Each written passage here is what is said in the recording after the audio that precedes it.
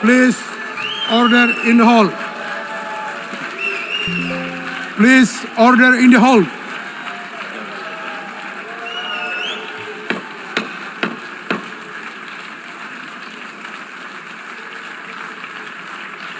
Please, order in the hall.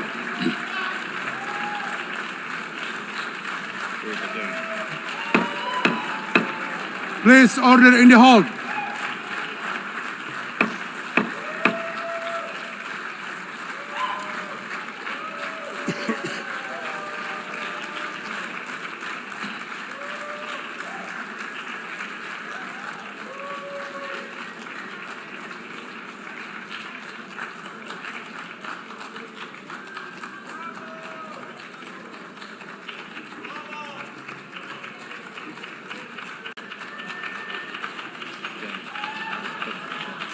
Please order in the hall and please be seated.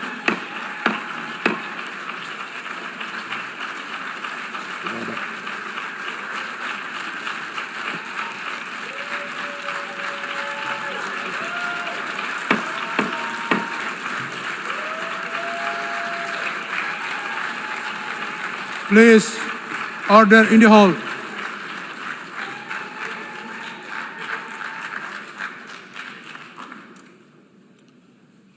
Mr. President,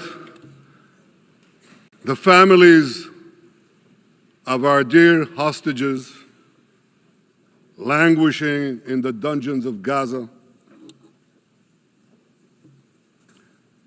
ladies and gentlemen, last year, I stood at this podium and I showed this map. It shows the curse of Iran's terror axis. This axis threatened the peace of the entire world. It threatened the stability of our region and the very existence of my country, Israel. Iran was rapidly developing a massive nuclear weapons program and a massive ballistic missile program. These were meant not only to destroy Israel, they were meant also to threaten the United States and blackmail nations everywhere. From Gaza, Yahya Sinwar dispatched waves of Hamas terrorists. They stormed into Israel on October 7th and committed acts of unspeakable savagery. From Lebanon, Hassan Nasrallah had launched thousands of missiles and rockets at our cities, terrorizing our citizens. In Syria, the murderous dictator Assad hosted Iran's forces, tightening a noose of death around our throats. In Yemen, the Houthis launched ballistic missiles at Israel while choking global trade at the mouth of the Red Sea. So what's happened over the past year? We've hammered the Houthis, including yesterday. We crushed the bulk of Hamas's terror machine.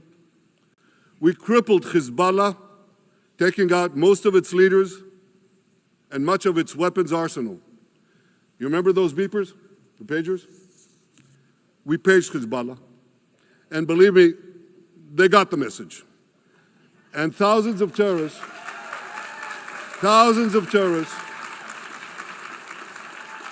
dropped to the ground. We destroyed Assad's armaments in Syria. We deterred Iran's Shiite militias in Iraq. And most importantly, and above anything else that I could say to you or that we did in this past year, in this past decade, we devastated Iran's atomic weapons and ballistic missiles programs.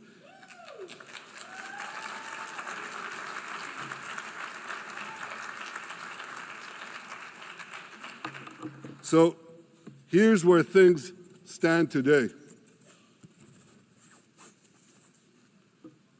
Half the Houthi leadership in Yemen, gone. Yahya Sinwar in Gaza, gone. Nasser Hassan Nasrallah in Lebanon, gone. The Assad regime in Syria, gone. Those militias in Iraq, well, they're still deterred. And their leaders, if they attack Israel, will also be gone. And for Iran's top military commanders and its top atomic bomb scientists, well, they're gone too.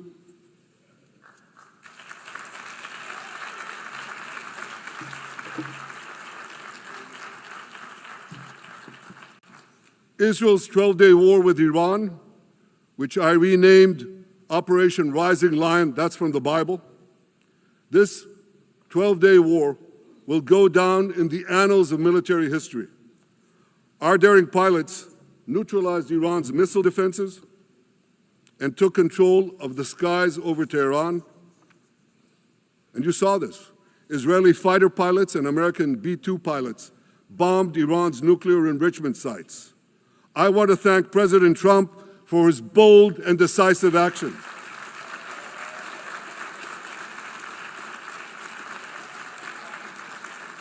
President Trump and I promised to prevent Iran from developing nuclear weapons, and we delivered on that promise.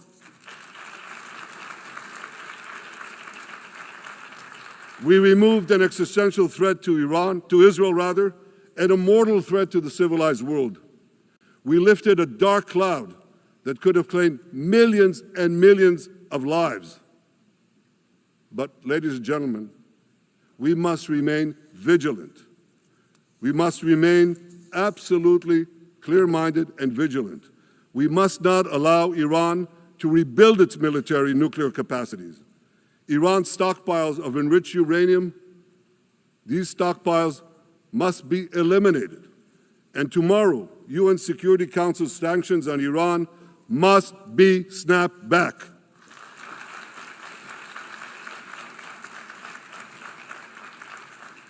Thanks to the resolve of our people, the courage of our soldiers, and the bold decisions we took, Israel rebounded from its darkest day to deliver one of the most stunning military comebacks in history.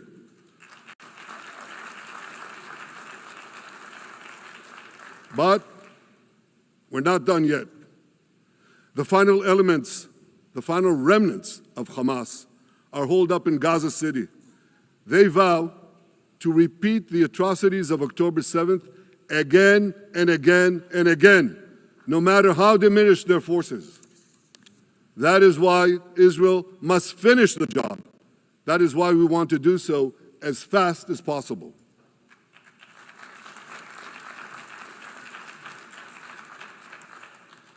Ladies and gentlemen, much of the world no longer remembers October 7th, but we remember. Israel remembers October 7th. On that day, well, I'll tell you, you can remember October 7th too. You see this large pin here? It's a QR code. What I ask you to do is hold up your phones, zoom in, and you too will see why we fight and why we must win. It's all in here. On October 7th, Hamas carried out the worst attack on Jews since the Holocaust. They slaughtered 1,200 innocent people, including over 40 Americans and foreign nationals from dozens of countries represented here. They beheaded men. They raped women. They burnt babies alive. They burnt babies alive in front of their parents. What monsters. And these monsters took more than 250 people hostage. And those included Holocaust survivors, grandmothers and their grandchildren. Who takes hostage grandmothers and grandchildren? Hamas does. So far, we've brought home 207 of these hostages, but 48 still remain in the dungeons of Gaza. 20 of them are alive, starved, tortured, deprived of any daylight, deprived of humanity. These are the names of the 20 living hostages. Matan Angrist, Gali and Zerv Berman, brothers, Elkanah Buchbot, Rom Braslavsky, Nimrod Cohen, Ariel and David Cunyo, another pair of brothers, Guy Gilboa Dalal, Eviatar David. You saw the picture of Eviatar David, emaciated, forced to dig his own grave. Maxim Herkin, Eitan Horn, Segev Kalfon, Bar Kupperstein, Omri Meran, Eitan Moore, Yosef Chaim Ochana, Alon Ohel, Avinatam Or, and Matan Tsen-Gawker. Now, ladies and gentlemen, I want to do something I've never done before. I want to speak from this forum directly to those hostages through loudspeakers.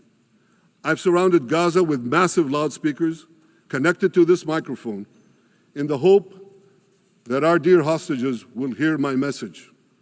And I'll say it first in Hebrew and then in English. אחינו הגיבורים, מדבר ראש הממשלה בנימין נתניהו. אני פונה עליכם מעל בימת האו"ם. לא שכחנו אתכם, אפילו לא לשנייה. העם כולו איתכם, ואנחנו לא נשקוט ולא נרפה עד שנחזיר את כולכם הביתה. החיים והחללים כאחד.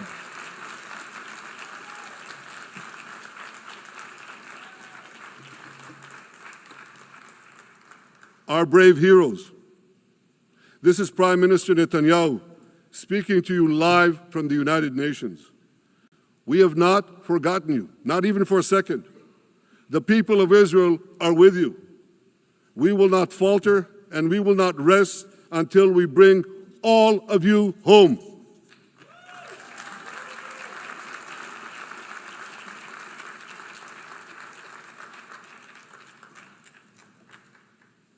Ladies and gentlemen, thanks to special efforts by Israeli intelligence, my words are now also being carried. They're streamed live to the cell phones of Gazans. So to the remaining Hamas leaders and to the jailers of our hostages, I now say, lay down your arms. Let my people go. Free the hostages, all of them, the whole 48. Free the hostages now.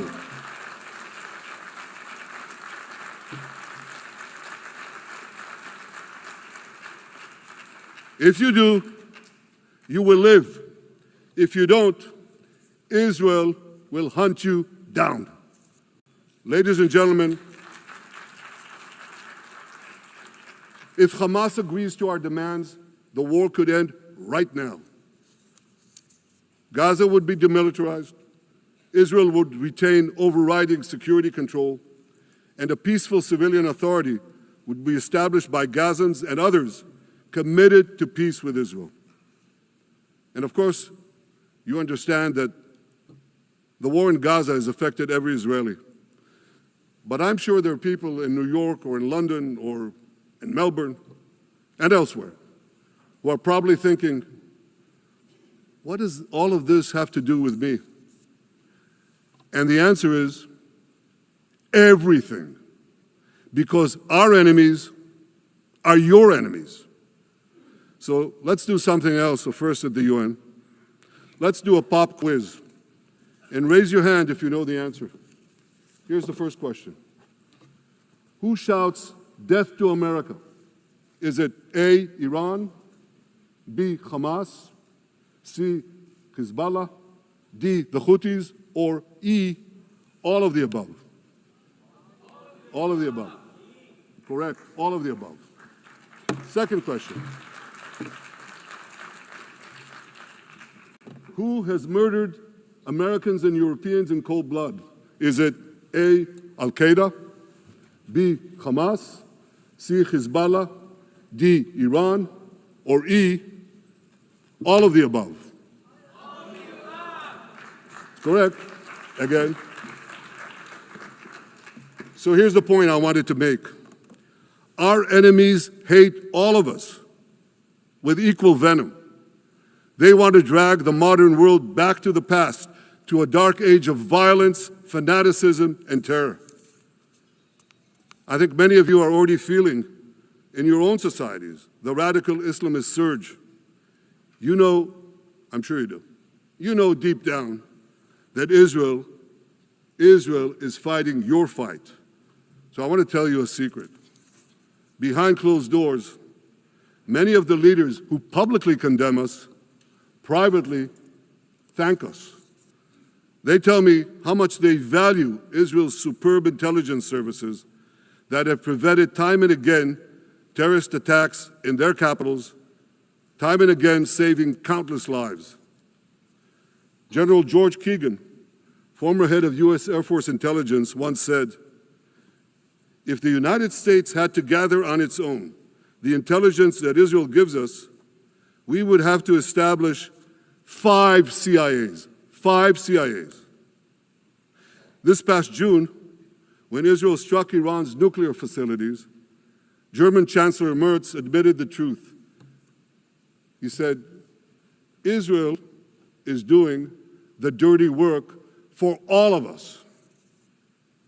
President Trump understands better than any other leader that Israel and America face a common threat. He showed the world that when Iran and its proxies murder Americans, take Americans hostage, shout death to America, burn American flags, and try to assassinate the President of the United States, not once, but twice. He showed them there is a price to pay for all that.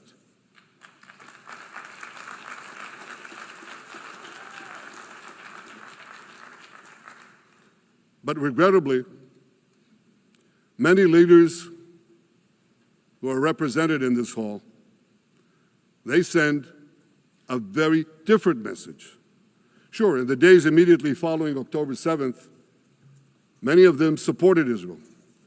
But that support quickly evaporated when Israel did what any self-respecting nation would do in the wake of such a savage attack.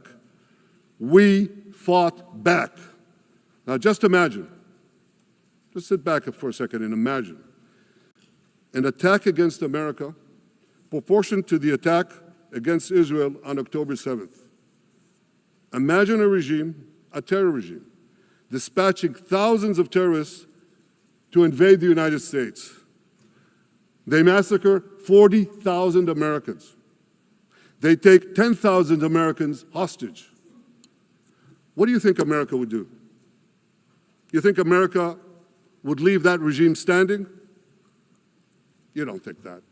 No way, not a chance. The United States would wipe out that terror regime and ensure that such savagery would never threaten America again. This is precisely what Israel is doing in Gaza. We're wiping out the terror regime of Hamas and ensuring that this savagery will never threaten Israel again. That's what we are doing. That's what any self-respecting government would do.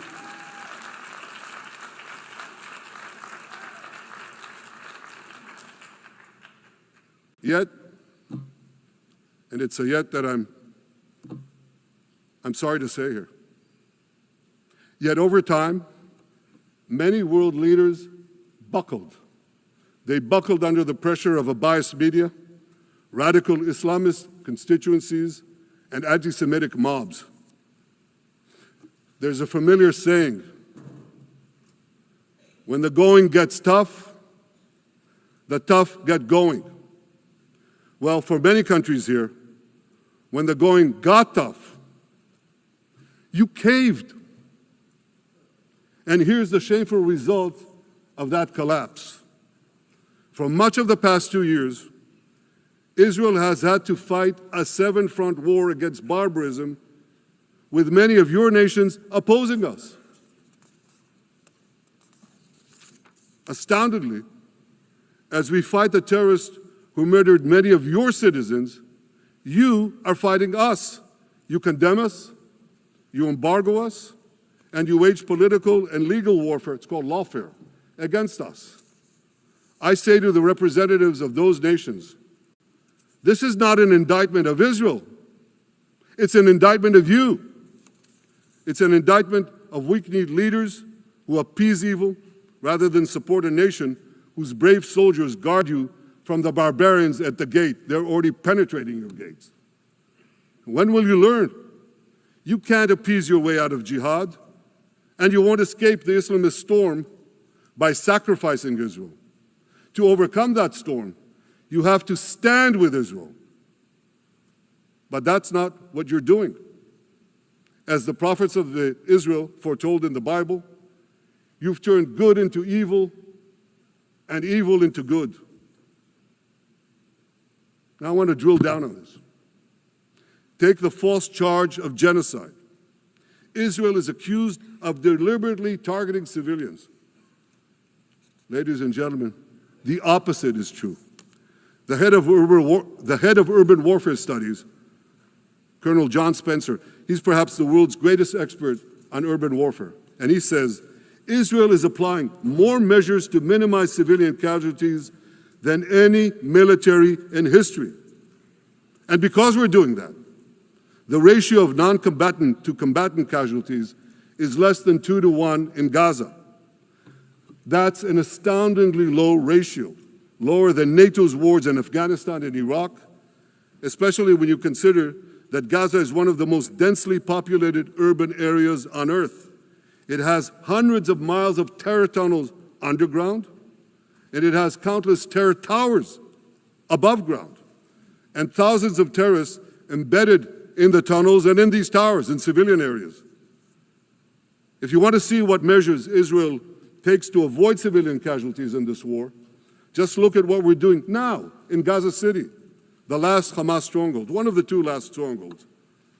For 3 weeks, Israel dropped millions of leaflets, sent millions of text messages, and made countless phone calls urging civilians to leave Gaza City before our military moves in. At the same time, Hamas implants itself in mosques, schools, hospitals, apartment buildings, and tries to force those civilians not to leave, to stay in harm's way. And it often threatens them at gunpoint if they try to do so. For Israel, every civilian casualty is a tragedy. For Hamas, it's a strategy. Hamas uses civilians as human shields and as props in its sick propaganda war in Israel, against Israel, a propaganda war that the Western media buys hook, line, and sinker. Now, despite Hamas's threats, close to 700,000 Gazans, almost 750,000, have already heeded our calls and moved to safe zones. Now I want to ask you a simple question, a simple, logical question. Would a country committing genocide plead with the civilian population it is supposedly targeting to get out of harm's way? Would we tell them, get out, if we want to commit genocide? We're trying to get them out.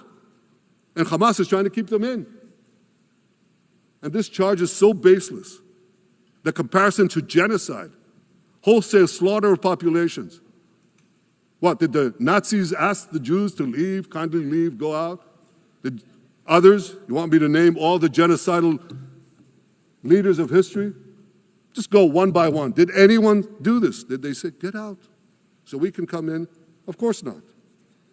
So the truth has been turned on its head. Hamas, a genocidal terrorist organization whose charter calls for the murder of all Jews on the planet. This genocidal organization is given a pass. It's barely mentioned. While Israel, which does everything it can to get civilians out of harm's way, Israel is put in the dock. What a joke. You want to hear another one? Israel is accused of deliberately starving the people of Gaza when Israel is deliberately feeding the people of Gaza. Since the beginning of the war, Israel has led into Gaza more than 2 million tons of food and aid. That's 1 ton of aid for every man, woman, and child in Gaza. nearly 3,000 calories per person per day. Some starvation policy. If there are Gazans who don't have enough food, it's because Hamas is stealing it. Hamas steals it, hoards it, and sells it at exorbitant prices to fight its war machine. Last month, even the UN, not exactly a supporter of Israel. You're supposed to laugh, by the way. Last month, even the UN admitted that Hamas and other armed groups looted 85% of the trucks. That's why you have deprivation. Those who peddled the blood libels of genocide and starvation against Israel are no better than those who peddled blood libels against the Jews in the Middle Ages when they falsely accused us of poisoning wells, spreading plague, and using the blood of children to bake Passover matzahs. Anti-Semitism dies hard. In fact, it doesn't die at all. It just keeps coming back with its libelous lies, refurbished, regurgitated over and over again. And I want to tell you something else. These anti-Semitic lies, they have consequences. In recent months, Jews have been assaulted in Canada, Australia, Britain, France, the Netherlands, and elsewhere. Here in America, an elderly Holocaust survivor was burned to death in Colorado. And a beautiful young couple from the Israeli embassy in Washington was brutally gunned down right in front of the Holocaust Museum there. Thankfully, President Trump's administration is forcefully fighting the scourge of anti-Semitism, and every government here should follow its lead. But instead, many do the opposite. They actually reward the worst anti-Semites on earth. This week, the leaders of France, Britain, Australia, Canada, and other countries unconditionally recognized a Palestinian state. They did so after the horrors committed by Hamas on October 7th. Horrors praised on that day by nearly 90% of the Palestinian population. Now, let me say that again. Nearly 90% of Palestinians supported the attack on October 7th. It's not supported only, they celebrated it. They danced on the rooftops. They threw candies. That's both in Gaza and in Judea, Samaria, the West Bank, as you call it. And it's just the way they celebrated another horror, 9/11. They danced on the rooftops. They cheered. They threw candy. You know what message the leaders who recognize the Palestinian state this week sent to the Palestinians? It's a very clear message. Murdering Jews pays off. Well, I have a message for these leaders. When the most savage terrorists on earth are effusively praising your decision, you didn't do something right. You did something wrong, horribly wrong. Your disgraceful decision will encourage terrorism against Jews and against innocent people everywhere. It will be a mark of shame on all of you. But wait a minute, Mr. Prime Minister, they tell me. Wait a minute. We believe in a two-state solution where the Jewish state of Israel will live side by side in peace with the Palestinian state. There's only one problem with that. The Palestinians, they don't believe in this solution. They never have. They don't want a state next to Israel. They want a Palestinian state instead of Israel. And that's why every time they were offered a Palestinian state, but were required to end the conflict with Israel and recognize the Jewish state, every time, over the decades, they turned it down. And that is why every time they were given territory, they used it to attack us. In fact, they effectively had a Palestinian state in Gaza. So what did they do with that state? Peace? Coexistence? No. They attacked us time and time again. Totally unprovoked. They fired rockets into our cities. They murdered our children. They turned Gaza into a terror base from which they committed the October 7th massacre. So here's the uncomfortable truth. The persistent Palestinian rejection of a Jewish state in any boundary is what has driven this conflict for over a century. It is still driving it. It's not the absence of a Palestinian state. It's the presence and existence of a Jewish state. And I find it amazing that the foreign chancelleries and the ministries and all those who pontificate about this, and the leaders, how can they not see this basic truth when it is repeated again and again and again ad nauseum? And I want to say something else. This rejection of a Jewish state not only applies to Hamas, it also applies to the so-called moderate Palestinian Authority. You should know that the Palestinian authorities pays terrorists to slay Jews. The more Jews the terrorists slay, the more the Palestinian Authority pays. The Palestinian Authority names its government buildings, its public squares, its schools, after the mass murderers of Jews, which they glorify as martyrs. They pay and glorify not just the killer of Jews, but also killers of Christians. Christians like Taylor Force, an American veteran who was brutally murdered in Israel by Palestinian terrorists. But, that I hear from the Western leaders. They tell me, the PA promised us it will reform. And I know this time, Prime Minister, it will be different. Yeah, right. We've heard these promises for decades. They always promise. They never deliver. Because you see, the Palestinian Authority is corrupt to the core. They haven't held elections in 20 years. They use the same textbooks as Hamas, exactly the same textbooks. They teach their children to hate Jews and destroy the Jewish state. And Christians don't fare much better. When Bethlehem, the birthplace of Jesus, was under Israeli control, 80% of its residents were Christians. But since the PA took control, that number has dwindled to under 20%. These are the people you want to give a state to? What you're doing is giving the ultimate reward to intolerant fanatics who perpetrated and supported the October 7th massacre. Giving the Palestinians a state 1 mile from Jerusalem after October 7th is like giving Al-Qaeda a state 1 mile from New York City after September 11th. This is sheer madness. It's insane, and we won't do it.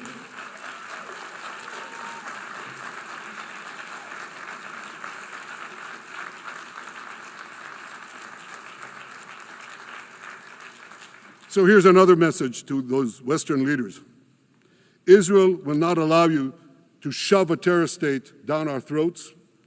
We will not commit national suicide because you don't have the guts to face down a hostile media and anti-Semitic mobs demanding Israel's blood.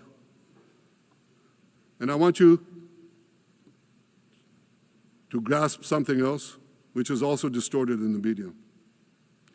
I say this not only in my name or the name of my government, but on behalf of all the people of Israel. Last year, there was a vote in the Knesset, our parliament, whether or not to oppose the imposition of a Palestinian state. You want to guess what the results were? Out of 120 members of our parliament, 99 voted against and only 9 supported. That's over 90%. It's not a fringe group. It's not the prime minister who himself is extreme or he's held hostage by extreme parties to his right. It's over 90% of Israelis. My opposition to a Palestinian state is not simply my policies or my government's policy, it's the policy of the state and people of the State of Israel.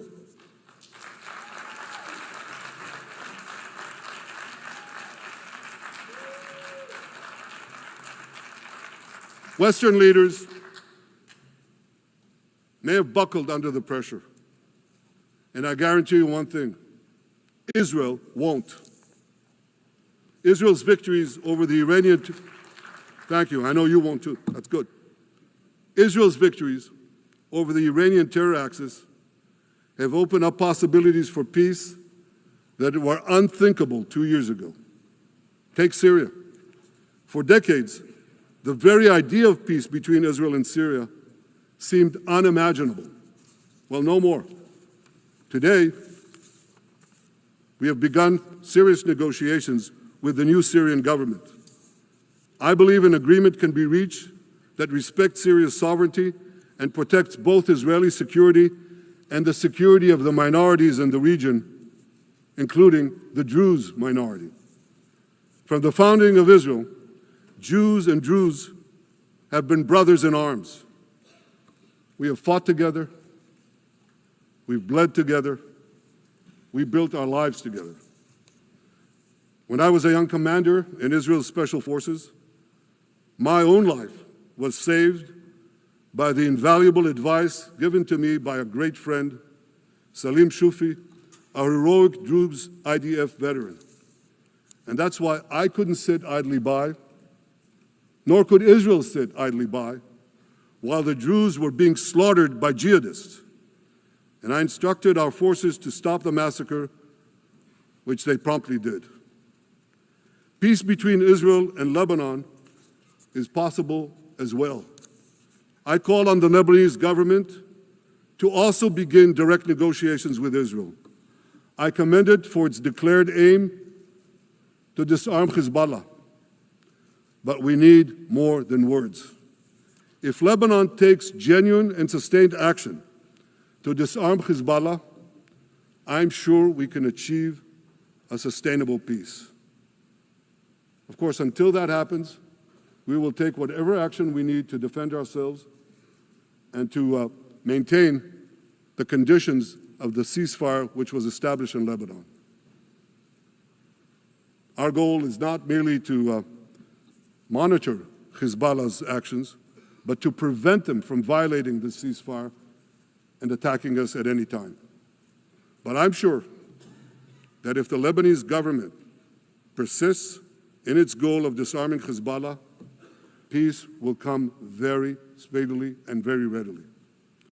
Victory over Hezbollah has made peace possible with our two Arab neighbors in the north. Victory over Hamas will make peace possible with nations throughout the Arab and Muslim world.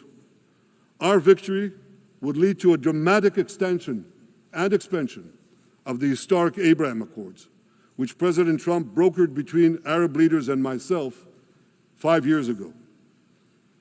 And I took note, as I'm sure you did too, of the encouraging words spoken here by the President of Indonesia. This is the country with the largest Muslim population of all nations. And it's also a sign of what could come.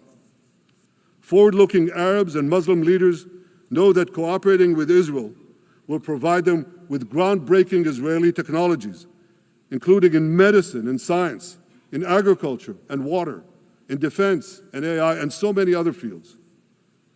I believe that in the coming years, the Middle East will look dramatically different.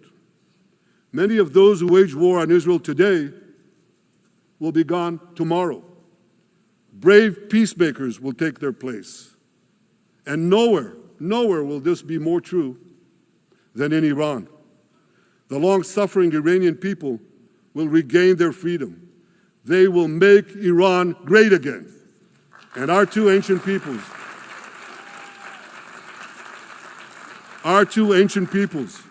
the people of Israel and the people of Iran, will restore a friendship that will benefit the entire world. Ladies and gentlemen,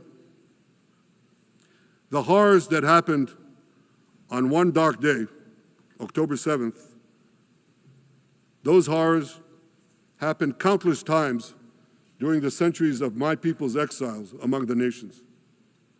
Jewish blood was cheap. Jews were killed with impunity. We had to beg others to defend us. The rise of Israel did not mean that the attempts to destroy us would end. It meant that we could fight back against those attempts. And that is exactly what Israel has done since October 7th. Our sons and daughters fought like lions. Our brave soldiers donned their uniforms and rushed into battle. They were armed with the dreams of the 100 generations of Jews who came before them. The dream of living as a free people in the land of Israel, our beloved homeland for more than 3,000 years. The dreams of living in our own independent state. The dream of having an army to defend ourselves. And the dream of being a light unto the nations, a beacon of progress, ingenuity, innovation for the benefit of all humanity. On October 7th, the enemies of Israel tried to extinguish that light.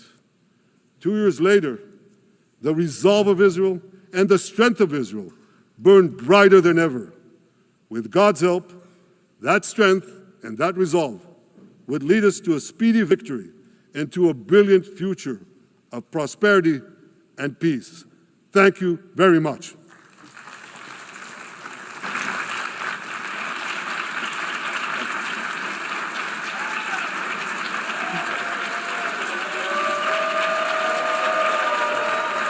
On behalf of the Assembly, I wish to thank the Prime Minister of the State of Israel.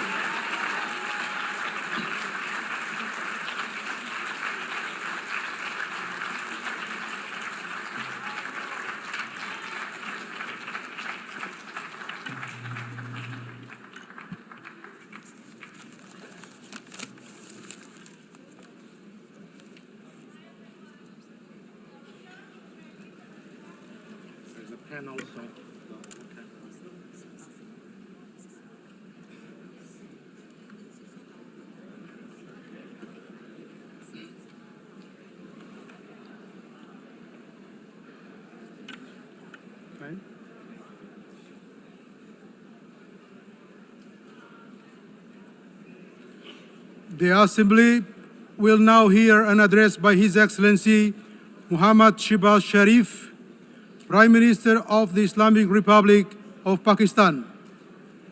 I request protocol to escort His Excellency and invite him to address the Assembly.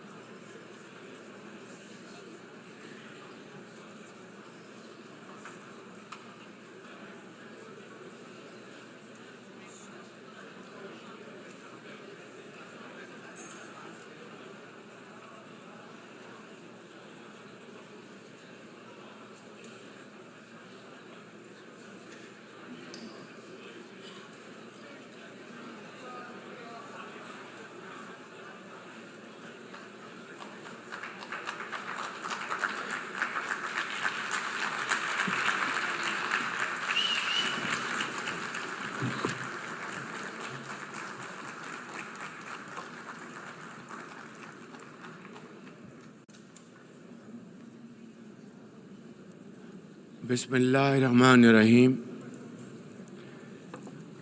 ليس البر أن تولوا وجوهكم قبل المشرق والمغرب ولكن البر من آمن بالله واليوم الآخر والملائكة والكتاب والنبيين وآتى المال على حبه ذوي القربى واليتامى والمساكين وابن السبيل والسائلين في الرقاب وأقام الصلاة وآتى الزكاة والمؤفون بعهدهم إذا عاهدوا والصابرين في البأساء والضراء وحين البأس أولئك الذين صدقوا وأولئك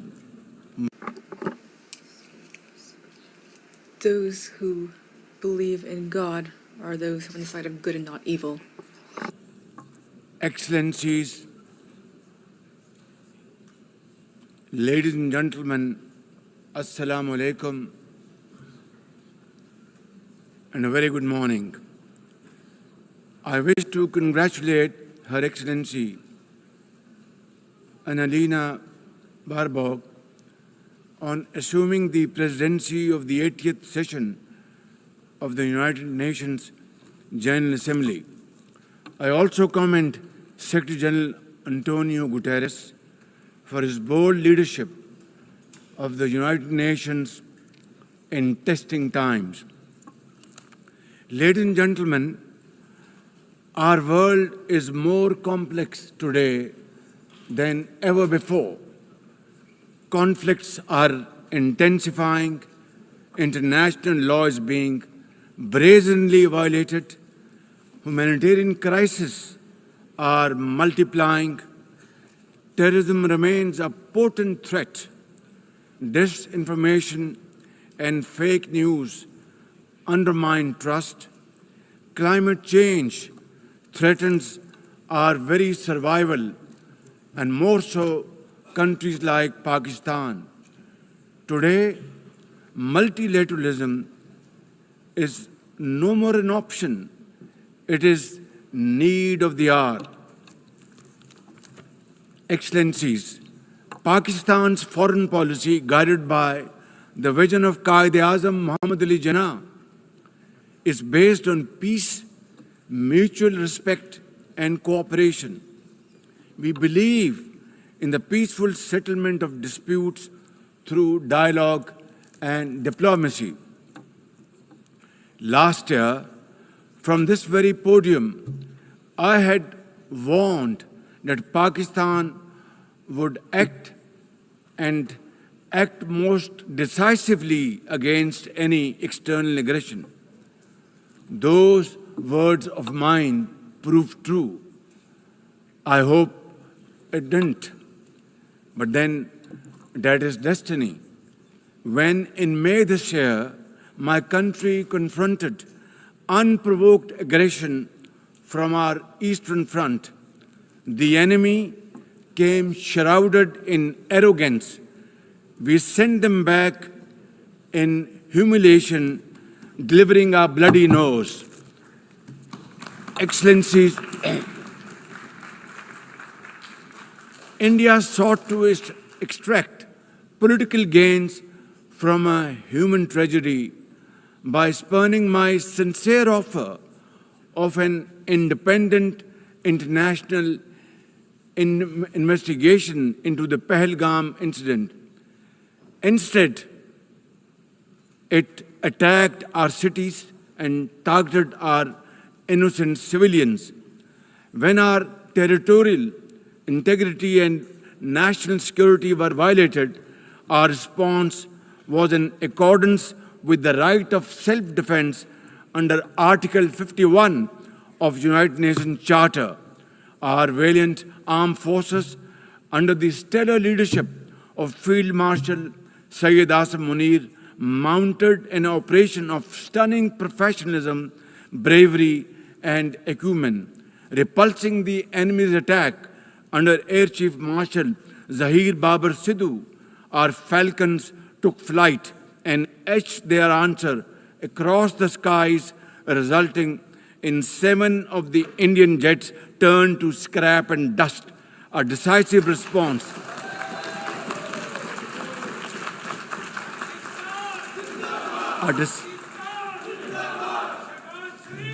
A decisive response to the aggressor that will echo through the annals of history. To the fearless architects of this victory, to every officer and soldier, heirs of our martyrs, their names are forever engraved in glory. To the mothers of our martyrs, their courage guides our path forward, and their sacrifice shall never be in vain, inshallah, God willing. And to every Pakistani, you stood as one unbreakable wall, a bunyanum marsus. Excellencies, though in a position of strength, Pakistan agreed to a ceasefire facilitated by President Donald Trump's bold and visionary leadership. We express our deep appreciation to him and his team for their active role in bringing about the ceasefire. President Trump's efforts for peace helped avert a more threatening war in South Asia. Had he not intervened timely and decisively, the consequences of a full-fledged war would have been catastrophic. Who would have lived to tell what happened? And therefore, in recognition of President Trump's wonderful and outstanding contribution to promote peace in our part of the world, Pakistan nominated him for Nobel Peace Prize. And I think this is the least we could do for his love for peace. And I think truly he's a man of peace. Ladies and gentlemen, we're also grateful to our friends and partners, including China, Turkey, Saudi Arabia, Qatar, Azerbaijan, Iran, UAE, and of course, UN Secretary General for extending their diplomatic support to Pakistan at this crucial time. Excellencies, we have won the war, and now we seek to win peace in our part of the world. And this is my most sincere and serious offer before this August Assembly of the World Nations. Pakistan stands ready for a composite, comprehensive, and result-oriented dialogue with India on all outstanding issues. South Asia requires, ladies and gentlemen, proactive rather than provocative leadership. India's unilateral and illegal attempt to hold the Indus Water Treaty in abeyance defies the provisions of the treaty itself, as well as the norms of international law. Pakistan has made it abundantly clear, and let there be no doubt once again in anybody's mind, as I said last year in this hall, from this podium, we will definitely and ardently defend, inshallah, the inseparable right of our 240 million people on these waters. To us, any violation of this Indus Treaty represents an act of war. Ladies and gentlemen, through this august House, I wish to assure the Kashmiri people that I stand with them. The people of Pakistan stand with them. And one day soon, inshallah, India's tyranny in Kashmir will come to a grinding halt. Kashmir will gain its fundamental right to self-determination through an impartial plebiscite under the auspices of this very organization, United Nations. Excellencies, the plight of the Palestinian people is one of the most heart-wrenching tragedies of our times. This prolonged injustice is a stain on the global conscience and our collective moral failure. For nearly 80 years, the Palestinians have courageously endured Israel's brutal occupation of their homeland in the West Bank. Each passing day brings new brutality, illegal settlers who terrorize and kill with impunity, and nobody can challenge them and question them.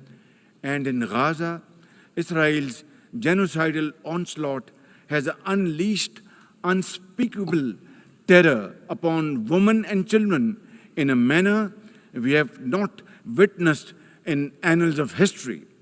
In blind pursuit of its nefarious goals, the Israeli leadership has unleashed a shameful campaign against the innocent Palestinians, which history will always remember as one of its darkest chapters. But speak we must, Madam President, we must speak and speak loud and clear. Our words are too little, too late for Hind Rajab, a child, nay, a little baby.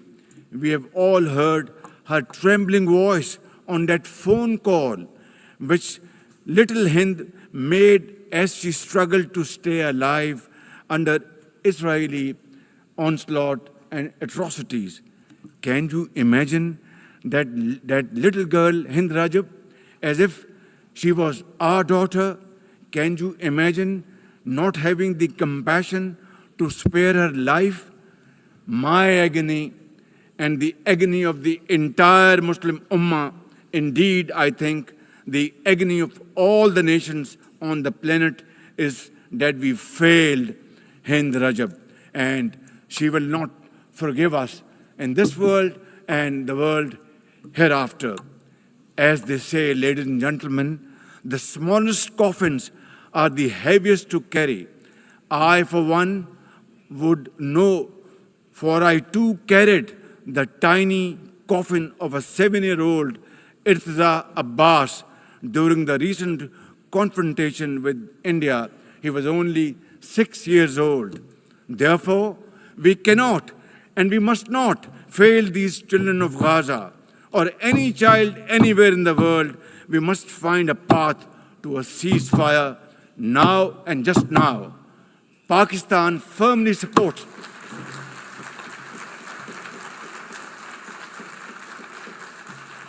Ladies and gentlemen, Pakistan firmly supports the demand of the Palestinian people for the establishment of a sovereign Palestinian state with pre-1967 borders and Al-Quds Sharif as its capital.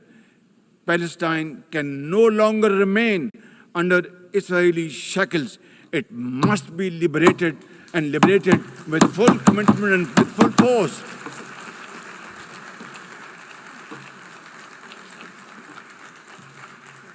Excellencies, as far as Pakistan is concerned, we were among the first to recognize Palestinian statehood in 1988.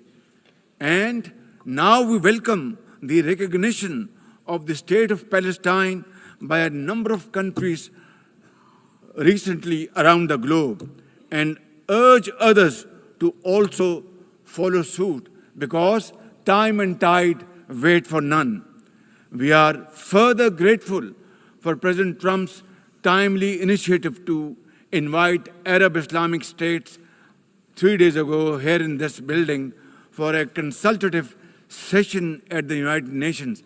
And I was also part of that consultative process. And I think, and I hope and pray to God that it has rekindled hope for a ceasefire in the nearest future, for which the credit must again be attributed to President Trump for this peace initiative. Excellencies, Israel's recent attack on Doha and its continued violations of the sovereignty and territorial integrity of numerous countries is reflective of its rogue behavior, Pakistan stands unwaveringly with our brothers and sisters in Qatar. We also support all efforts for a peaceful resolution of the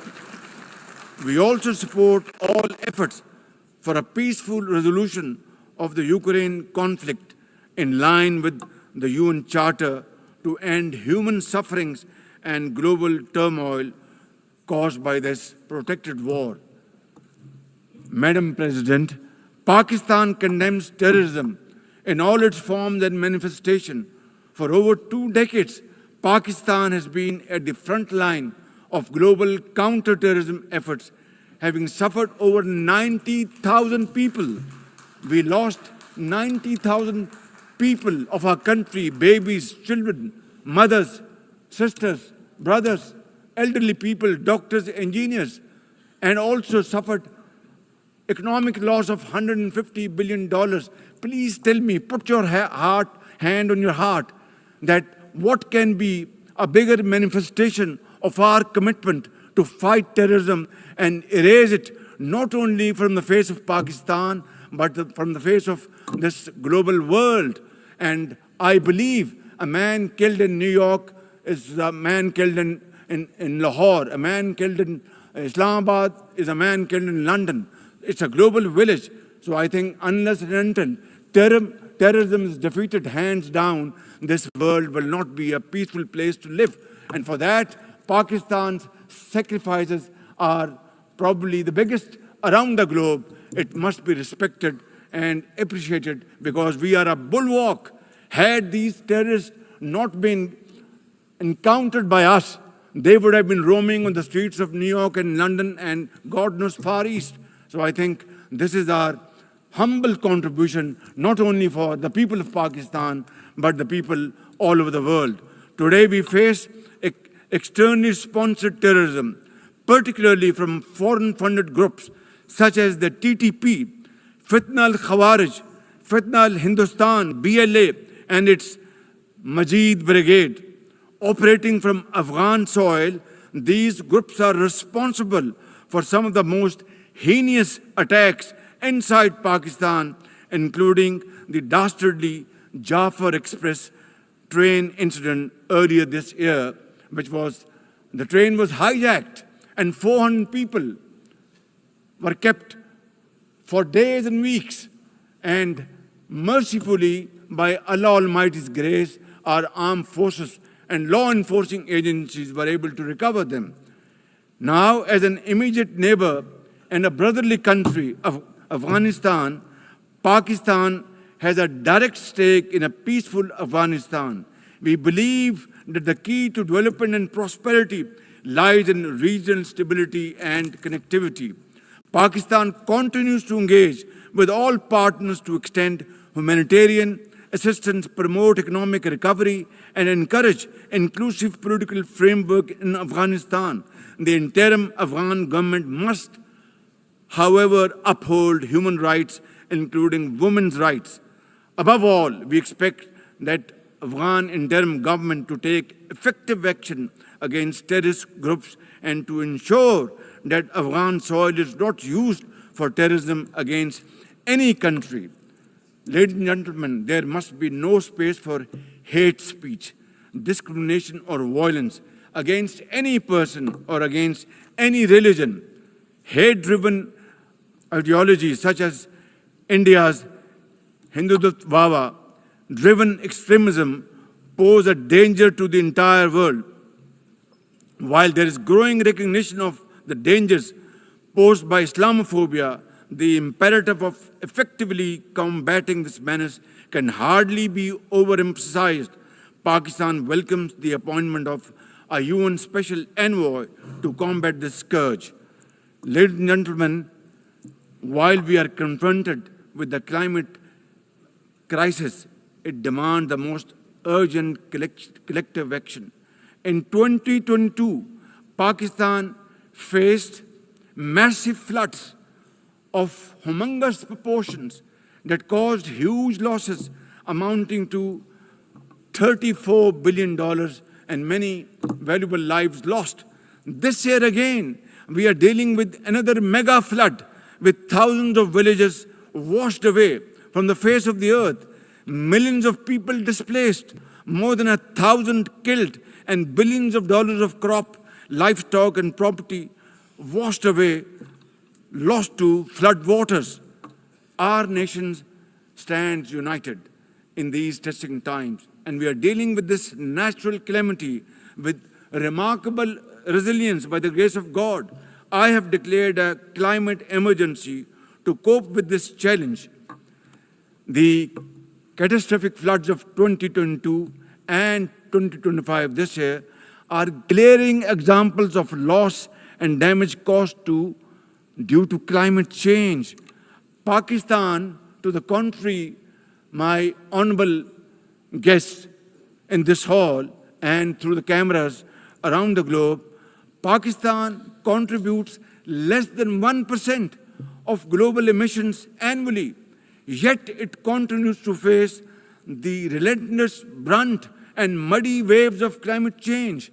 And then we are told to borrow loans and add on to our debt, huge debt pillars we have over the period of time. This is not fairness. This is not equality.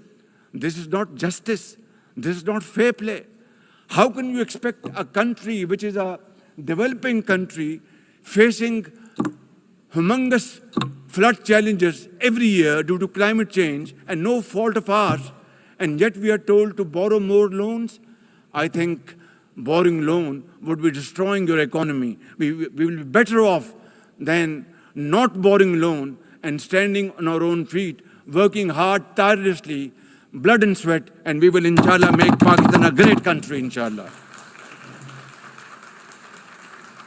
Ladies and gentlemen, while we deal with climate change, I bear good tidings on the domestic economic front. Socio-economic development and the welfare of our people are among my government's foremost priorities.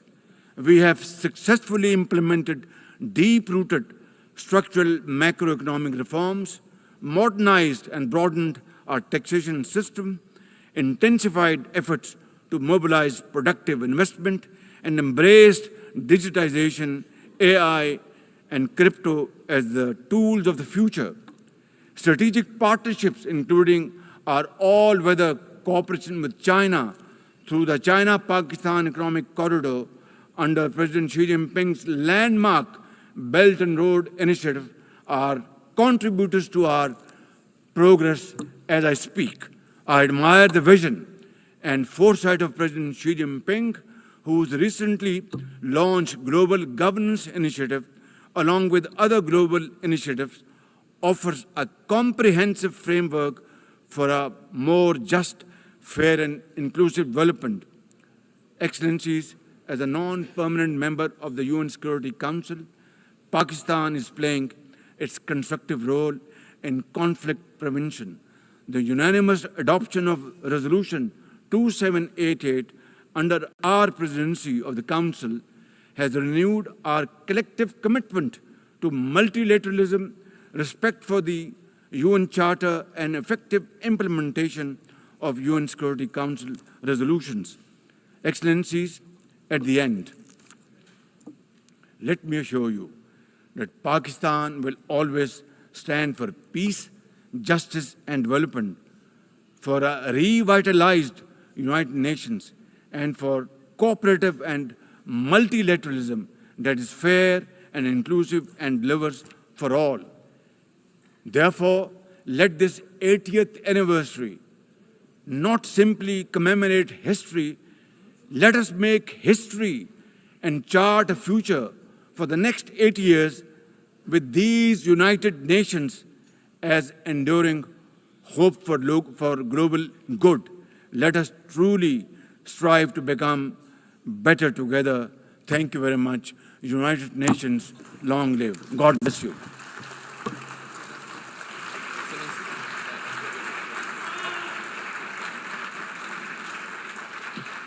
On behalf of the Assembly, I wish to thank the Prime Minister of the Islamic Republic of Pakistan.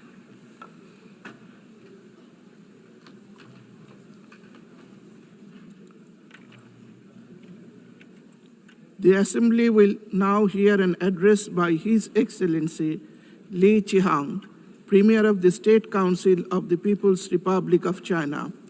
I request protocol to escort His Excellency and invite him to address the Assembly.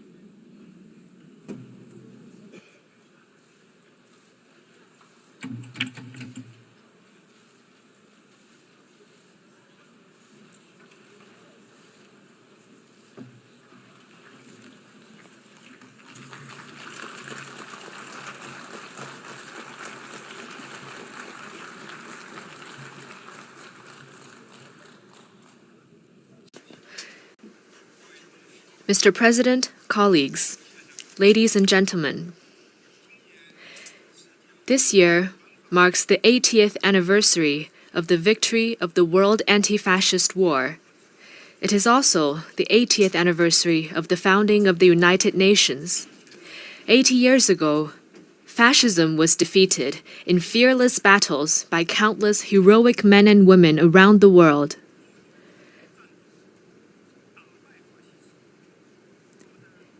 And the United Nations was created upon their ideal of a world free of war, marking the beginning of an extraordinary journey of building the post-war international order and pursuing peace and development. The past 80 years have been tortuous but purposeful. Today, the UN is the world's most universal, representative, and authoritative intergovernmental organization. With an international system centered around the UN and an international order based on international law, human society has realized overall peace and achieved unprecedented levels of development and prosperity. The past 80 years have witnessed tectonic changes in our world. Straddling 2 centuries, this period saw human society leapfrog from the age of electricity and computers into a digital intelligence era. While the world we live in has changed enormously, the ideal of making it a better place remains unchanged. Looking back, we can draw a number of valuable inspirations. First, peace and development are the strongest aspiration shared by the people of all countries. Having gone through 2 world wars, we must never forget the bitter lessons learned through bloodshed and loss of lives. For 80 years, a generally peaceful international environment has led to remarkable growth in the global economy. Today, as the desire for peace and development grows even stronger around the world, it is incumbent upon our generation to further strengthen the force for peace and development. Second, solidarity and cooperation are the most powerful drivers for human progress. In the ferocious years of the World Anti-Fascist War, countries with different social systems, histories, and cultures rose above their differences, fought side by side, and prevailed together. In the 80 years that followed, they weathered a succession of vicissitudes, such as the Cold War standoff, financial crises, and global pandemics, by staying connected and working together. All this proves a simple yet powerful point. Solidarity lifts everyone up, while division drags all down. The road ahead might be hard and bumpy, but when all countries unite as one and collaborate in good faith, our strengths will converge into a mighty force with which we can withstand any headwind and cross any hurdle. Third, fairness and justice are the most important values pursued by the international community. History keeps reminding us that when might dictates right, the world risks division and regression. Should the era of the law of the jungle return, and the weak be left as a prey to the strong, human society would face even more bloodshed and brutality. As members of the global family, we must uphold justice while pursuing our own interests. This is particularly true for the major countries. Only when all countries, big or small, are treated as equals and true multilateralism is practiced, can the rights and interests of all parties be better protected. At present, the world has entered a new period of turbulence and transformation. Unilateralism and Cold War mentality are resurfacing. The international rules and order built over the past 80 years are under serious challenge. And the once effective international system is constantly disrupted. The various problems induced are distressing and worrying. Humanity has once again come to a crossroads. Anyone who cares about the state of affairs in the world would want to ask, why couldn't we humans, having emerged from tribulations, adopt a greater sense of conscience and rationality, and treat each other with kindness and coexist in peace? How could we, in the face of deplorable incidents such as humanitarian disasters, turn a blind eye to atrocities that trample blatantly on fairness and justice and sit on our own hands? How could we, when confronted with unscrupulous acts of hegemonism and bullying, remain silent and submissive for fear of might? And how could we let the ardent passion and dedication of our forefathers in founding the UN simply fade into the pages of history?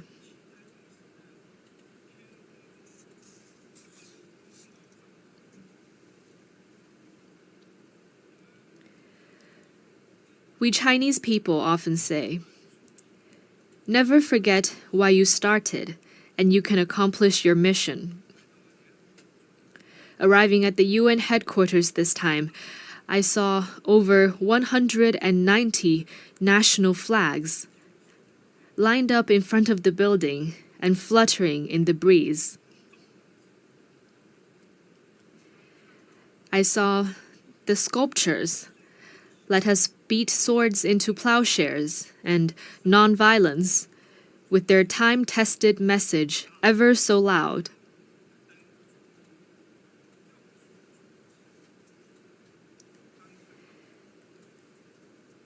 And I saw staff members from different regions, of different races, and with different skin colors, working in collaboration for the common goals of humanity. What I saw got me thinking.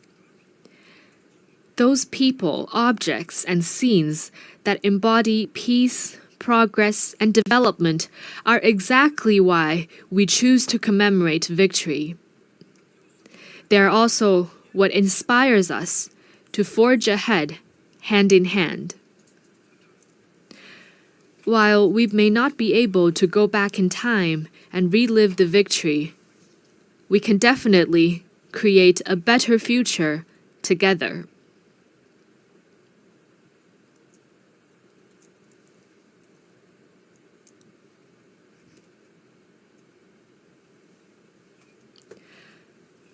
As a founding member of the UN, China has all along taken an active part in global affairs and worked for the betterment of humanity.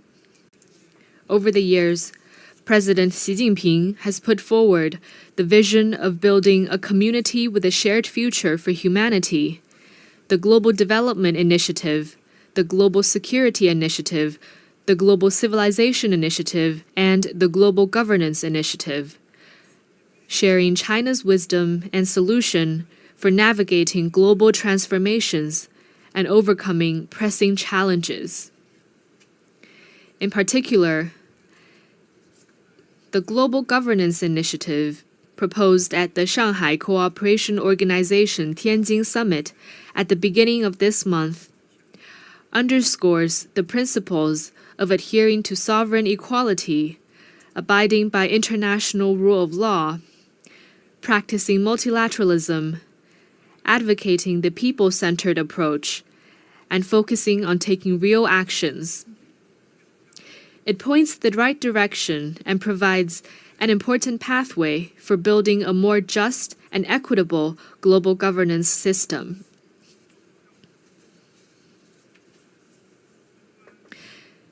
China is ready to take coordinated and effective actions together with all sides to offer more concrete solutions and promote world peace and development. First, amid the volatility and turbulence in the world, we must work together for peace and shared security.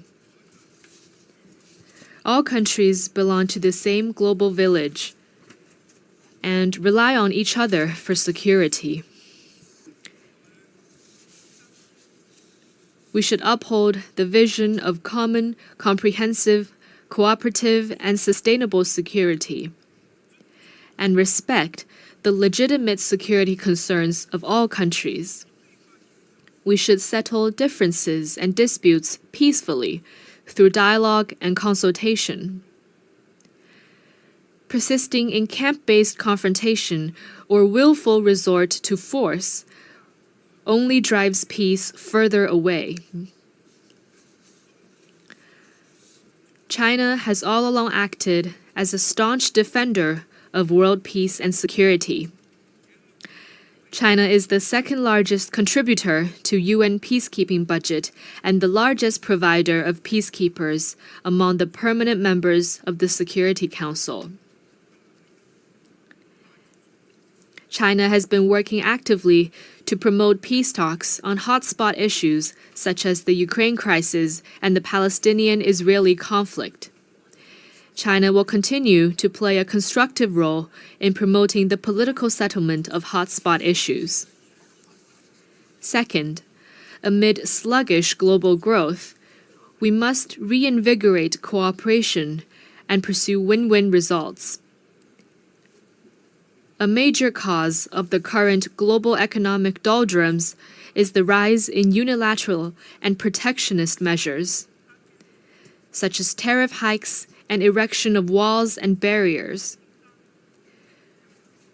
We should collaborate more closely to identify and expand convergence of interests, promote universally beneficial and inclusive economic globalization, and help each other succeed by moving forward in the same direction.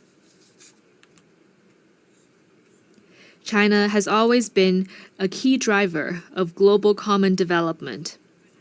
Over the years, the Chinese economy has maintained steady development, contributing around 30% to global economic growth. China has consistently opened its door wider to the world. It has lowered its overall tariff level to 7.3% and remained the world's second largest importer for 16 consecutive years.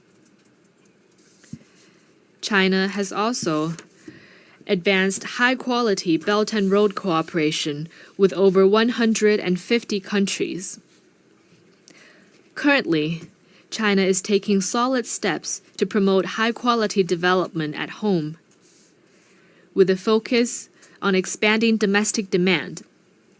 China has the confidence and capability to keep its economy on an upward trajectory and continue to provide important support for global economic growth.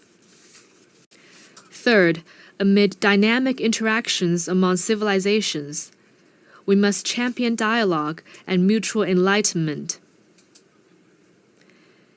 Every civilization has its unique value and heritage, and deserves acknowledgement and respect. Obsession with so-called civilizational superiority or ideology-based circles only breeds more division and confrontation. Adopting an inclusive attitude and engaging in exchange and mutual learning is a sure way to build more consensus and collective strength.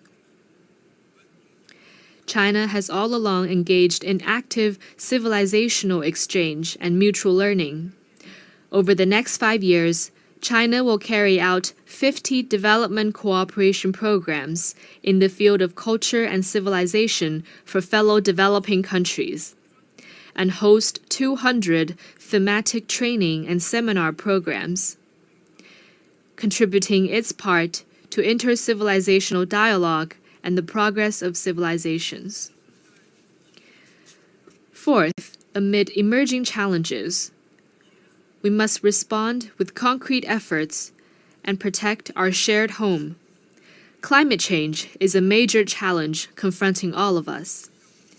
We should uphold the principle of common but differentiated responsibilities, promote the effective implementation of the Paris Agreement, and enhance international collaboration on the green economy.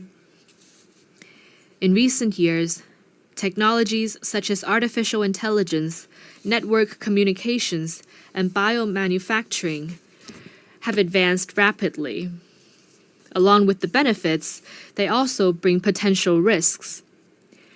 We should adhere to the principles of people-centered development, technology for good, and equitable benefits, improve relevant governance rules at a faster pace, and strengthen global governance cooperation, so that technological progress could bring real benefits to humanity in a better way. China has always been a responsible stakeholder in addressing global challenges. Committed to green and low-carbon development, China has established the world's largest and fastest-growing renewable energy system, built the most extensive and complete new energy industrial chain, and announced China's 2035 nationally determined contributions that cover all economic sectors and all greenhouse gases. China has proposed the Global AI Governance Initiative and advocated the establishment of a World AI Cooperation Organization. This time during the 80th session, China will present to the UN the lunar soil samples collected by Chang'e 6 from the far side of the moon.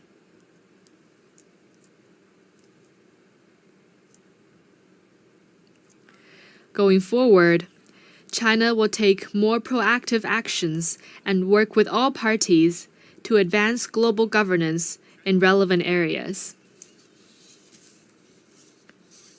Colleagues, China stands ready to work with all members to uphold the standing and authority of the UN, safeguard the purposes and principles of the UN Charter, support UN reforms to improve its efficiency and capacity to fulfill its mandate, and advocate greater representation and voice of developing countries. China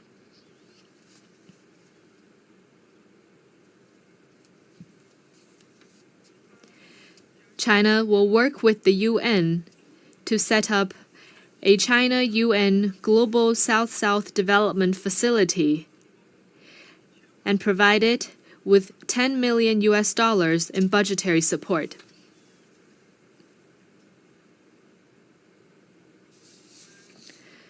China will also partner with the United Nations Development Program to establish a global center for sustainable development in Shanghai to accelerate the implementation of the UN 2030 Agenda for Sustainable Development. The tide of history surges forward, and the Great Way remains smooth and steadfast. Going forward, China will continue doing its best to contribute to global peace and development. China hopes to work with the rest of the world to uphold the ideals of the UN, carry forward the spirit of multilateralism, actively implement the 4 major global initiatives, advance toward the lofty goal of building a community with a shared future for humanity, and make our world a more harmonious and beautiful place. Thank you.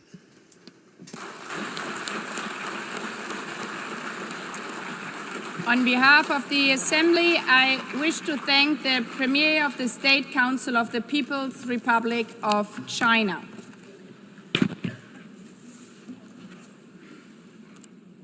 The Assembly will hear an address by His Excellency Ralph Gonsalves, Prime Minister and Minister for National Security, Legal Affairs and Information of St. Vincent and the Grenadines. I request protocol to escort His Excellency and invite him to address the Assembly.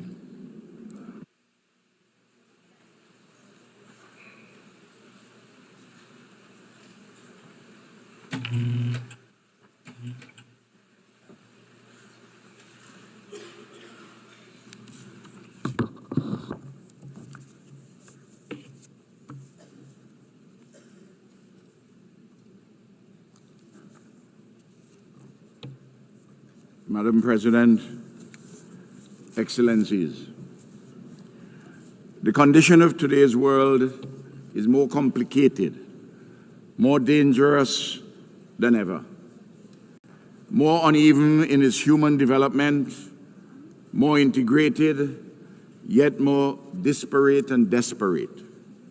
At the same time, much progress and advancements have been made by humanity, and there's an enduring hopefulness amidst despair, a persistent sense that a better tomorrow is possible, even as catastrophes loom and dangers lurk. Your Excellencies, big power rivalries interlaced with personal vainglories and hubris are gravely unsettling the world, to the advantage of not one single nation state. Civilized discourse, tempered with patience and calm, has given way to a bellicosity of language shouted across continents and oceans, designed presumably to satisfy nativist longings in the breasts of those who think that, despite their good fortune, relatively, they have been grievously wronged by some dark and hidden forces. Can none of these persons pause and reflect upon the question posed and answered by all the world's great religions, but in particular through the words of the Hebrew prophet Micah? What does the Lord require of us? To do justly, to love mercy, and to walk humbly with our God. The intractable problems facing humanity cannot be solved by any one nation unilaterally. A mature multilateralism is required to address satisfactorily rampaging climate change in the age of the Anthropocene, to resolve the threats posed by nuclear weapons and their further spread, to pursue peaceful coexistence rather than conflict, terrorism, and war, to reform the system of financing for development, inclusive of a just climate financing, to tackle successfully the growing challenges of artificial intelligence, to achieve the 17 Sustainable Development Goals by 2030, be guided by the Global Digital Compact and the Pact for the Future, and to reshape global governance more inclusively. It is thus of the highest importance for this august body, the United Nations, and the overwhelming majority of nation states within it, to continue our efforts to persuade the powerful to act equitably, honorably, and multilaterally, to tackle efficaciously the extant and looming challenges facing the global community. Oftentimes, it is frustrating and disheartening to those of us who are committed to this necessary and desirable path of mature multilateralism, because our Herculean efforts seemingly deliver correspondingly negligible results. Nevertheless, we cannot give up. We cannot afford to get weary. We have no choice but to persist in this ever more urgent multilateral solidarity and cooperation as we pursue the political and economic spaces to make this world a better place for all humanity. Your Excellencies, St. Vincent and the Grenadines, like all countries globally, have been shaped by our history and geography, our nature and neighbors, our extant circumstances, and our dreams for a better future. For example, we carry the benefits and the burdens of our geographic location, near to the greatest economic, military, scientific, and culturally dominant power the world has ever seen. St. Vincent and the Grenadines is where it is. It cannot be lifted up and taken to Vladivostok or the mouth of the Amur River. Yet, as a free and independent people, we have the right to pursue peacefully and securely our quest for shared prosperity without domination, interference, or intervention from any of our neighbors or from any power that comes from afar. Today, as I speak, my government and my people have another challenge from the nefarious activities of the agents of a rising or risen hegemon from another hemisphere, and from some greedy, unprincipled, non-state operators in Europe, acting in concert, seeking to pollute and interfere in our democracy, our free and fair elections, which are scheduled to be held later this year.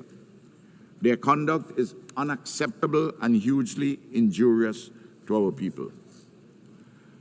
Your Excellencies, the raging genocide and neocolonial oppression being committed against the Palestinian people in Gaza and the West Bank before our very eyes on global television and are continuing affronts to the elemental rights of the Palestinians, to civilized conduct, and to international law. How can one state, a member of this august body, act with such impunity against defenseless men, women, and children? Surely, the hottest part of hell is reserved for those perpetrators of genocide and those who are complicit in it. Over 200 years ago, the British committed large-scale genocide against the indigenous people of my country. And we are still suffering, enduring the historical legacies of underdevelopment therefrom. Similarly, the genocidal enslavement of African bodies in our Caribbean, in our hemisphere. It will take centuries for the pain, suffering, and legacies of the current genocide of the Palestinians to be repaired. We in the Caribbean are today demanding justly reparations for native genocide and the enslavement of African bodies, which occurred centuries ago. This tragedy, this madness that has been unfolding unabated in Palestine must stop.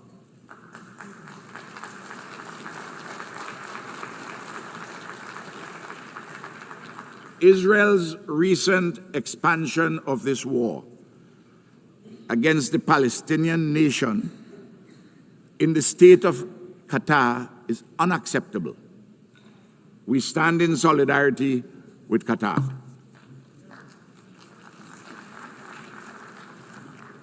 Your Excellencies, St. Vincent and the Grenadines calls urgently for a lasting peace across the Taiwan Straits and the participation of Taiwan in the specialized agencies of the United Nations.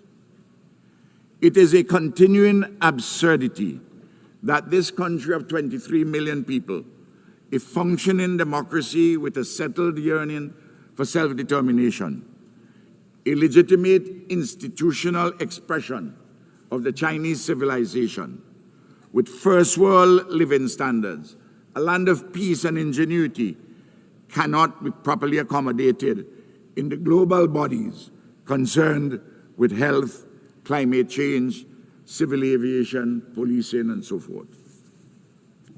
Similarly, it is long overdue that the fractured relationship between the United States of America and Cuba be made whole in mutual respect, in accordance with international law and consistent with the interests of both neighbors for peace, security, and shared prosperity. St. Vincent and the Grenadines implores the great American nation, and it is a great nation, to listen and act upon the near unanimous advice of this General Assembly, which has repeatedly called for an end to the oppressive, unlawful embargo against Cuba. I am calling for a mature conversation between the United States of America and Cuba. Likewise, the recent ramping up of tensions between the USA and the Bolivarian Republic of Venezuela is most unhelpful to peace and stability in our Caribbean and Latin America. St. Vincent and the Grenadines calls for the scaling back of actions and rhetoric which are so inimical to cordial neighborly relations. In particular, we find the foreign militarization of the waters around Venezuela exceedingly troubling. Repeatedly, the countries of the Caribbean and Latin America have unanimously declared our area a zone of peace. We urge our American friends to abide by this declaration. By all means, let us cooperate in combating drug trafficking and allied transnational criminal activities. But a unilateral militarization is decidedly not the way to go. Also, again, I'm imploring my American and Venezuelan friends to sit down maturely and talk through these problems so that we can have a resolution. In Haiti, matters political, economic, and social continue to deteriorate. Gang violence continues unabated, and a veritable Hobbesian state of nature exists in which life is nasty, brutish, and short. Haiti's political and economic elites have been found wanting, but it is true, too, that the international community with the means to assist has not as yet summoned up the will to do so. A solution is required in accord with the Haitian people's deepest longings for peace, security, and a normal civilized life and living. The UN Security Council, with CARICOM's full support, is seized of this matter, but an insufficiency of resources and will have attended it. So too, the pain and suffering in South Sudan demand immediate relief and more. Your Excellencies, in November this year, the Conference of Parties under the United Nations Framework Convention on Climate Change gathered once more, on this occasion in the great nation of Brazil. The issue of climate change is urgent and existential. The science is clear, and there has been a growing, even overwhelming global consensus as to what is required to be done. But sadly, some powerful and other influential countries are backsliding and reneging on their earlier commitments. Excellencies, just over a year ago, on July the 1st, 2024, a Category 4 Hurricane Beryl devastated my country. Lives were lost, and damage and loss amounting to 1/3 of our gross domestic product was incurred. In particular, 20% of our houses were either severely damaged or destroyed. We have been rebuilding and recovering stronger and better than ever. We thank our regional and international partners, including worthy non-governmental entities, for their solidarity, without which our tasks of reconstruction would have been even more onerous. We thank, too, our diaspora. But to tell the truth, we have had to rely mainly on our own efforts at home. There's much, much more left to be done. And I again plead for the enhanced support of our friends, our allies, and Good Samaritans. Our people's resilience, creativity, and disciplined endeavors have been a marvel to behold. This is a testimony to our people's genius and the coming to the fore of our people's hidden rationalities, their hitherto submerged resources and abilities, a renaissance of their spirit, and the reaffirmation of the idea of St. Vincent and the Grenadines. Madam President, I concluded 5 reaffirmations for those from the dominant metropoles of the West and the East who may possess the good sense to listen to some friendly advice from a spokesperson from the periphery. First, do not think ever that our mouths would be muzzled by the food that we eat to live. Secondly, know it well that while some sleep to dream, the rest of us dream to change the world for the better. Thirdly, we have a voice, and this voice will never be stilled. Fourthly, we are not better than anyone, and no one is better than us. And finally, we too have a history of civilized life and living with a trajectory for further advancement and ennoblement. We are not appendages of any other nation. We are a free and independent people made in the image and likeness of God. We are the embodiment of the idea of St. Vincent and Grenadines. We are friends of all, and we strive for a better world. We are a small nation, demonstrably like other small nations, capable of mighty deeds. Excellencies, we are small states, but we have an important role to play in global affairs to the betterment of all. Imperial giants and hegemons, whether from the West or the East, must not hold us back. Together, we have an obligation not to desecrate our future. Thank you. I'm obliged.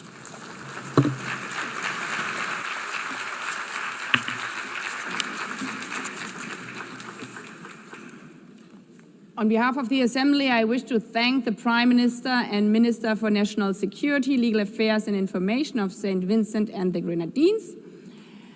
The Assembly will hear an address by His Excellency Luc Frieden, Prime Minister of the Grand Duchy of Luxembourg. I request protocol to escort His Excellency and invite him to address the Assembly.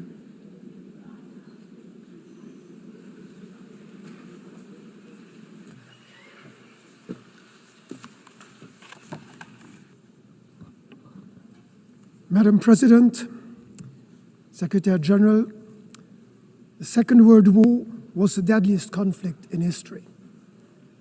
It took the combined efforts of 50 nations to resist the Axis powers and end their seemingly unstoppable campaign of conquest and subjugation. But in the course of their struggle, Allied countries, including my own, found a second, even bigger purpose. They would end the war, and they would seek to end war itself. They were driven by a dream of a world in which conflict is replaced by cooperation, oppression by freedom, and misery by prosperity. They were driven by hope, not fear, unwavering in their belief that the world could be changed for the better.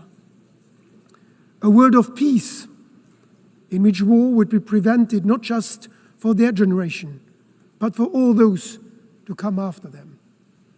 A world of justice in which the relations between the nations would be governed not by force, but by law. A world of freedom in which people do not face oppression, but enjoy fundamental rights without distinction as to race, sex, language, or religion. These ideals go hand in hand. Peace, justice, freedom, dignity, human rights, international law. Looking back, and indeed at the current state of world affairs, it is painfully obvious that we are not always living up to those ideals. The last few years have seen an unprecedented erosion of international norms and violations of humanitarian law. The international order is at a breaking point. Too few defend it. Too many have lost faith in it. For Luxembourg, the United Nations still represents the highest of mankind's ambitions. As much as the United Nations represents these ideals, it represents a different method, a paradigm shift in the way countries deal with each other and their common challenges. Words, not weapons. Diplomacy, not warfare. Solidarity, not confrontation. The establishment of the United Nations 8 years ago was not the end of the journey to peace. It was the beginning. That journey must be made anew every single day. One that Luxembourg will always be ready to pursue. That journey of dialogue and cooperation, together with all others willing to work for peace. Because war, with all its horrible results, is nothing but the final expression of that radical unwillingness to compromise at the root of all human conflict, that stubborn refusal to even listen to the other side. It is this uncompromising spirit that starts wars, creates divisions, and hinders progress, leaving all of us worse off. The United Nations, however, represents the opposite spirit. It stands for the relentless pursuit of compromise, for the formidable power of reconciliation. But the United Nations as an institution cannot work wonders. Its success depends on all of us. It will work, its ideals can be achieved when we adopt this spirit, in all our decisions. When we work for comprehensive, just and lasting peace in Ukraine, respecting Ukraine's sovereignty, self-determination, and territorial integrity. When we work for an immediate ceasefire and full humanitarian access in Gaza, as well as at the same time for the immediate release of all hostages. When we work for the implementation of the two-state solution, with the State of Israel and the State of Palestine living side by side in peace and security. To maintain that objective, this week Luxembourg formally recognized the State of Palestine.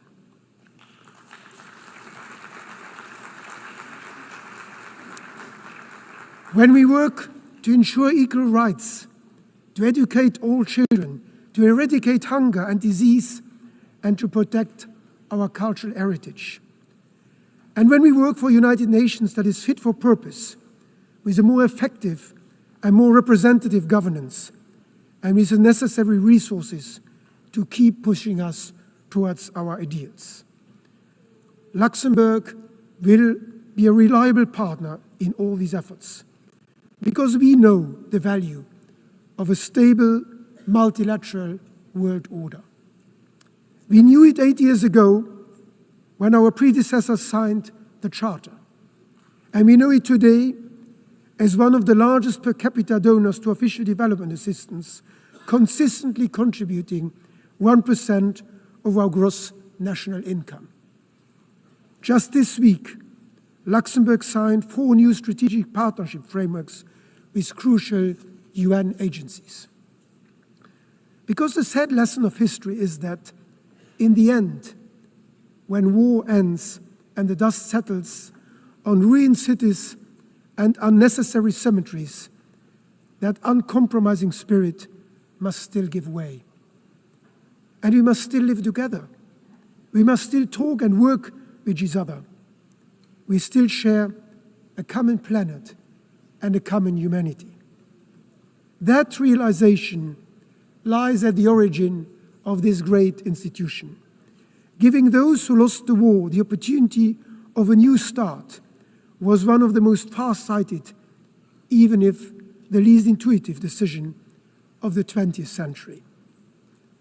So I call on all countries to honor the promise made to mankind in San Francisco, that humanity would work together to abandon war and seek peace by taking a new approach, by following a different spirit, the spirit of the United Nations. One that puts dialogue first and makes every effort to settle differences by peaceful means, through mutually acceptable compromises. Let's do it to honor those working here and across the world in the interest of all of humanity, for food security, for refugee protection, for global health, for our environment. Let's do it to honor those generations before us who built this institution, giving us the opportunity to turn their legacy of hope into reality.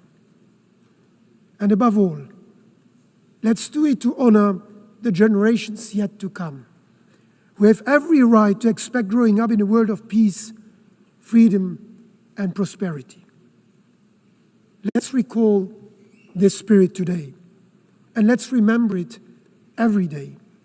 Every day is a new opportunity to match our words with action, because ultimately, history will judge us by what we do. The United Nations can continue to count on Luxembourg in word and in deed. Thank you.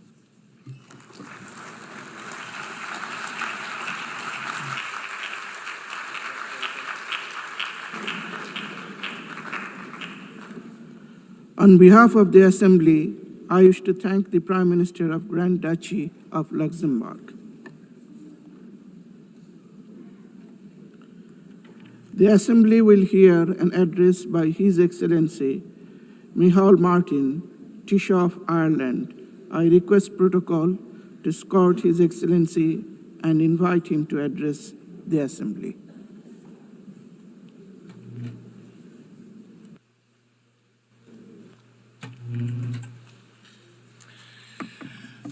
President of the General Assembly, distinguished heads of state and government, Secretary General, Excellencies, friends. It is important to remember what brings us together every year. 80 years ago, the world was emerging from the most savage conflict in our history. 80 million people lay dead. A deliberate industrial-scale genocide aimed at obliterating Europe's Jewish population saw 6 million people murdered, a monstrous crime that remains unsurpassed in human history. People were targeted for death because of their ethnic identity, their sexual orientation, their disability. Cities were laid waste, throttled by siege, firebombed into oblivion, or pulverized by the first and only use of atomic weapons in war. Humanity had descended into the abyss. This United Nations was the phoenix that rose from that darkness, the highest expression of our commitment to unite our strength to maintain international peace and security. It was the best attempt by those who had seen the worst of humanity to offer a different path to future generations.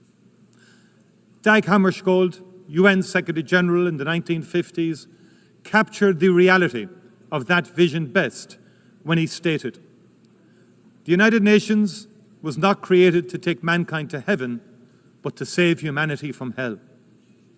Since Ireland joined in 1955, the United Nations has been the cornerstone of our foreign policy. There is no member state more committed to its ideals. There is no member state more determined to ensure it succeeds in its mission.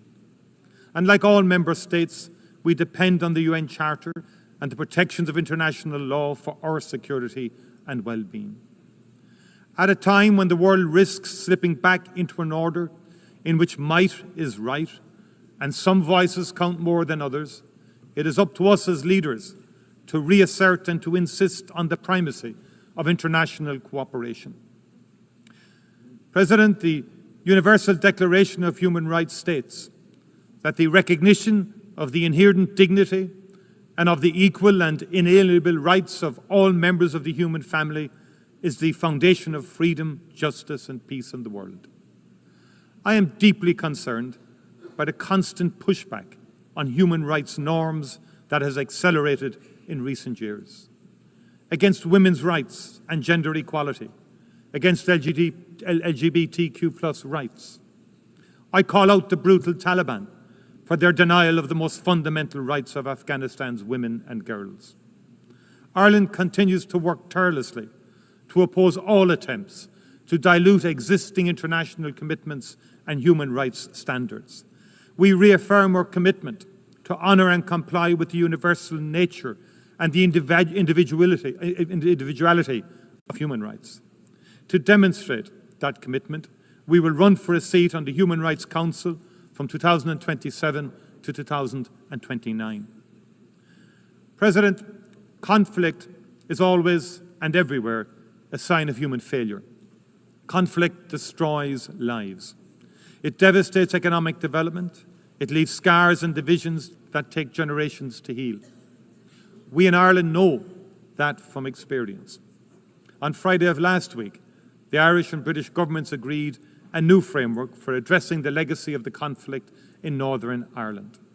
The Good Friday Agreement would not have been possible without the support and engagement of the international community, and we are ready to offer the same to others. The Irish people are enormously proud of our 67 years of continuous UN peacekeeping, especially our engagement with UNIFIL and close connection to Lebanon. We remember the members of our defence forces who paid the ultimate price. Continued support for UNIFIL will be essential over the next 15 months to support the efforts of the Lebanese authorities, given the complexity and scale of the challenges in the region.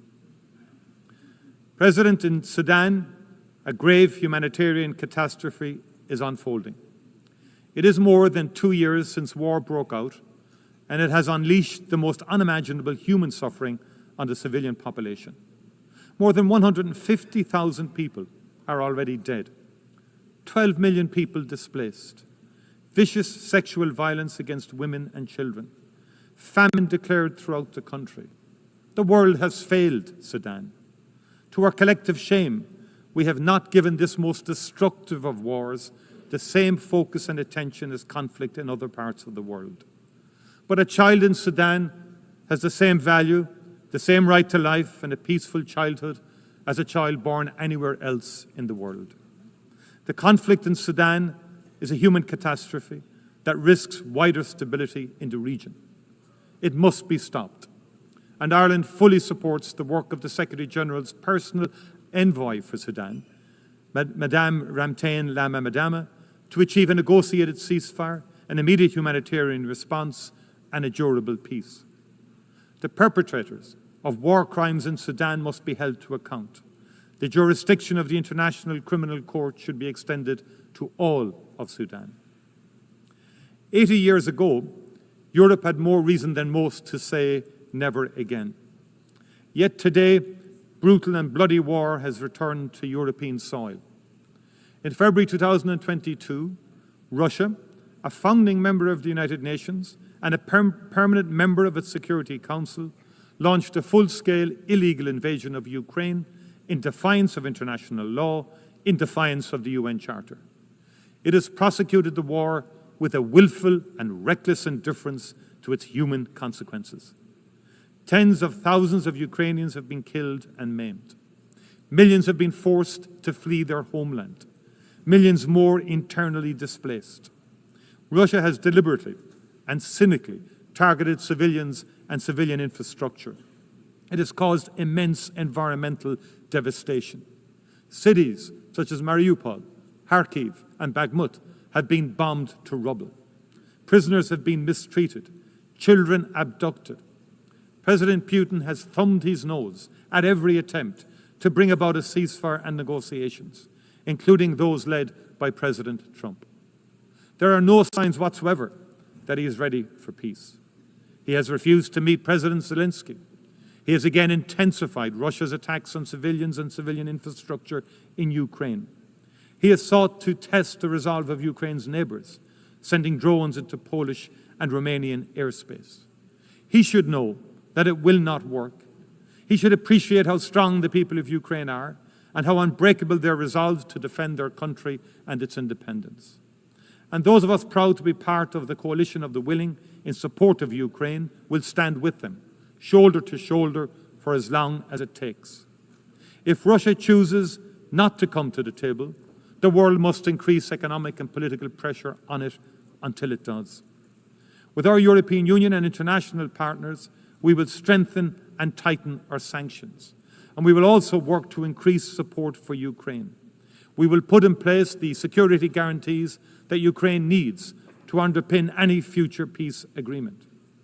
Ireland strongly believes that Ukraine is part of the European family and that its future lies within the European Union. We will continue to work with our EU partners to ensure its journey towards membership advances as quickly as possible. President, I come now to Gaza, a catastrophe of the most monumental and consequential kind.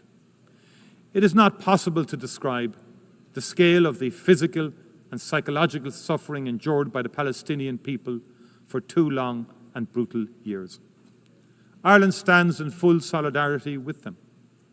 We acknowledge those who have worked in the most unimaginably difficult circumstances to preserve and sustain life, to treat the injured, to prevent the displacement and destruction of a people and their rich and irreplaceable cultural heritage. At the heart of this vital effort have been UN agencies and workers, most especially UNRWA. And we remember those among them who have lost their lives. And we pay tribute to the extraordinary bravery of the medics. We honour the journalists who have worked tirelessly and without regard to their own safety to ensure that nobody can ever say, "We did not know." What is happening in Gaza cannot be justified or defended. It is an affront to human dignity and decency. It is an abandonment of all norms, all international rules and law. We are witnessing hunger being used as an instrument of war. Babies starving to death while aid rots at the border. People shot while desperately seeking food for their families. The deliberate targeting and destruction of schools, hospitals, mosques, cultural institutions. The killing of doctors, aid workers, journalists. Dislocation and displacement over and over. We are all witnesses to the immense wrath of one of the world's most modern and best-equipped armies brought to bear on a trapped and defenseless civilian population. Last week, the Independent International Commission on the Occupied Territories called it out for what it is. Having examined carefully Israel's conduct of the war since 2023, as well as the actions and statements of senior Israeli military and political figures, it concluded that Israel is responsible for the commission of genocide in Gaza. Genocide, the gravest of crimes in international law. All signatories of the Convention on Genocide are obliged to act to prevent and to punish it. We cannot say we were not aware. In January of last year, the ICJ put all states on notice of the plausibility of the State of Israel committing genocide in its military operations in Gaza. And the court has been clear. Where state parties are able to contribute to the prevention of genocide, they are obliged to employ all means reasonably available to them so as to prevent genocide as far as possible. As Navi Pilar, chair of the Independent Commission, said last week, the prevention of genocide is not a matter of discretion of states. It is a legal and moral obligation, and it admits no delay. All members of this United Nations must reflect on what more they can do. And I especially call on those who have influence to use it urgently to maximum effect. I call on those who have provided and who continue to provide Israel with the means necessary to prosecute its war to reflect carefully on the implications of their actions and the consequences for the Palestinian people. There cannot be business as usual in the face of genocide. As Navi Pilar has made clear, to do nothing is not neutrality, it is complicity. Ireland has intervened in the South African case at the ICJ. We have recognized the state of Palestine. We are legislating against the import of goods from the occupied territories. We will act to prevent those members of the government of Israel who have been instrumental in fomenting the unfolding disaster in Gaza from entering our country. We will continue to work with like-minded partners across the world to bring this human catastrophe to an end. There must be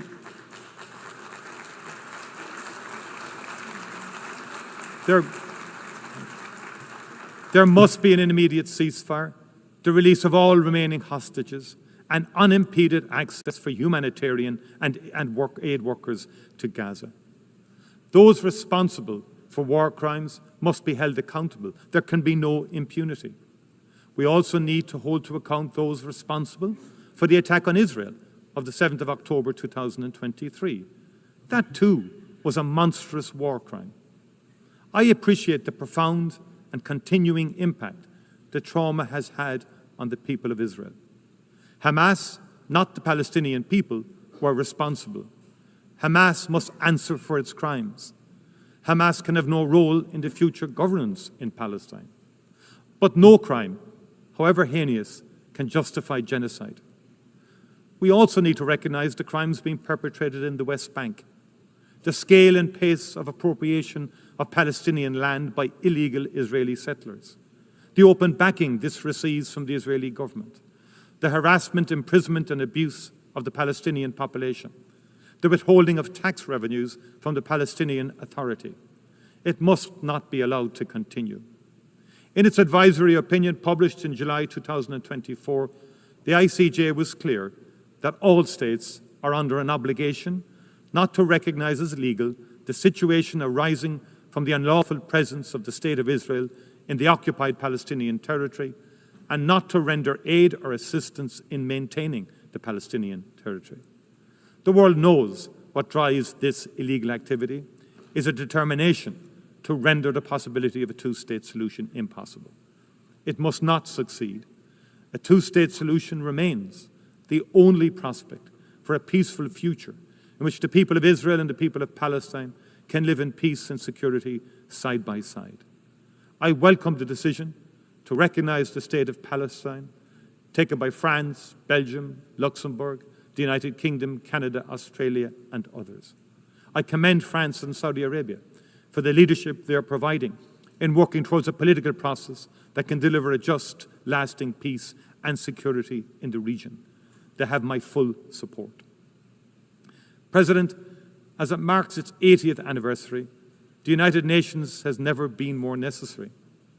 Today's challenges are ever more complex and ever more interconnected. They cannot be solved by any country or region acting alone. The threat to the future of our planet and the wonder of its biodiversity. The need for development, leaving nobody behind. the health and well-being of our people, the protection of our shared cultural heritage in all its magnificent diversity, the stability of our economies and our ability to trade fairly, the immense opportunity of the digital revolution, but also the potential consequences for our shared humanity. The United Nations is not perfect, and it needs to reform to reflect a very different world. I pay warm tribute to the role that Antonio Guterres has played as Secretary General during his term in office in that regard. The UN continues to represent the best of humanity. If it falters, it is not because it is no longer relevant, it is because we as leaders have let it down.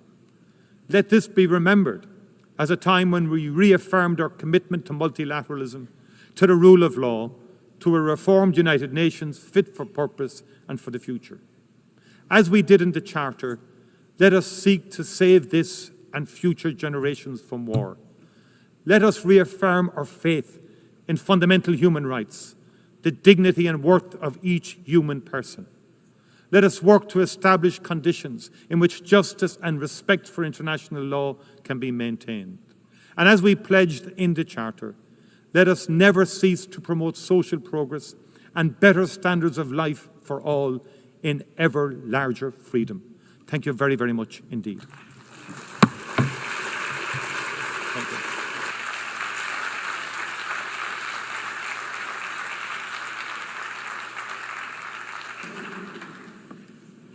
On behalf of the Assembly, I wish to thank the Taoiseach of Ireland.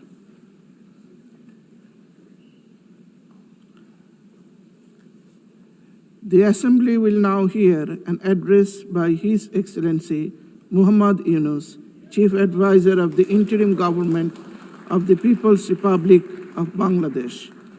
I request protocol to please escort His Excellency and invite him to address the Assembly.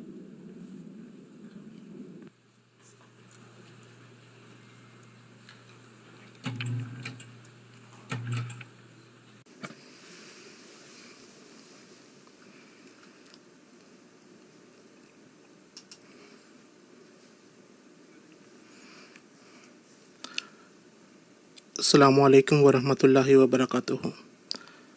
Madam President,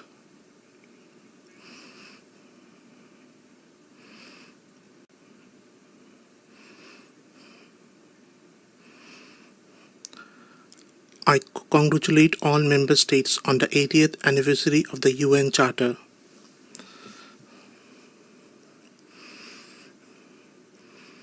This session is especially important both for looking back at our journey and for shaping the road ahead. Over the past 8 decades, the UN has steadily expanded its scope of work and deepened its engagement in many areas.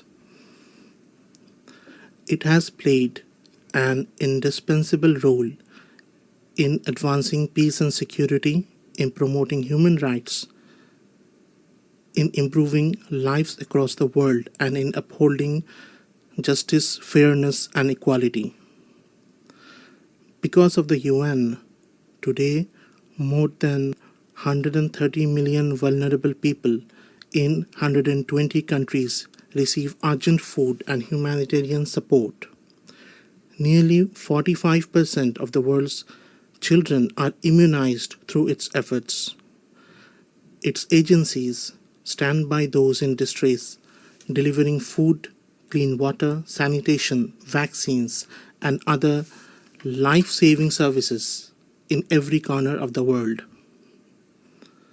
At the same time, we have also witnessed the limitations of the UN in resolving conflicts between states and in confronting major global challenges. Yet, on the whole, its role has been overwhelmingly positive and beneficial for humanity. Madam President, last year, in this August Assembly, I spoke to you from a country that had just witnessed a popular uprising. I shared with you our aspirations for transformation. Today, I stand here to tell you how far we have come on that journey. Out of every 100 people on this planet, nearly 3 live in Bangladesh. But our story is not important because of our numbers, nor because of our geopolitical location. Our story matters because it is a reminder of the extraordinary power of ordinary people. It matters because it inspires hope among nations everywhere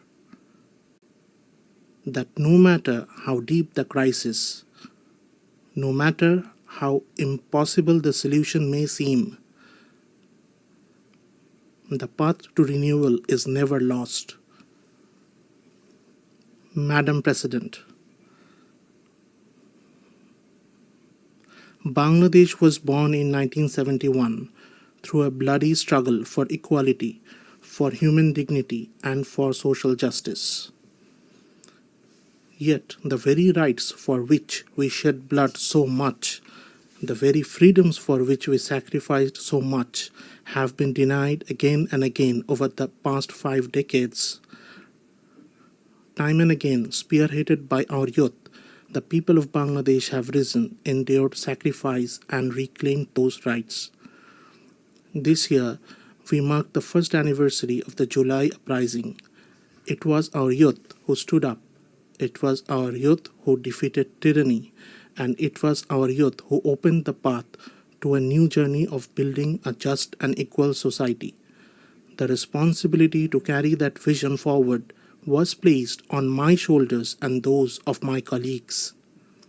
Rebuilding a devastated economy and state demanded nothing less than profound institutional reforms.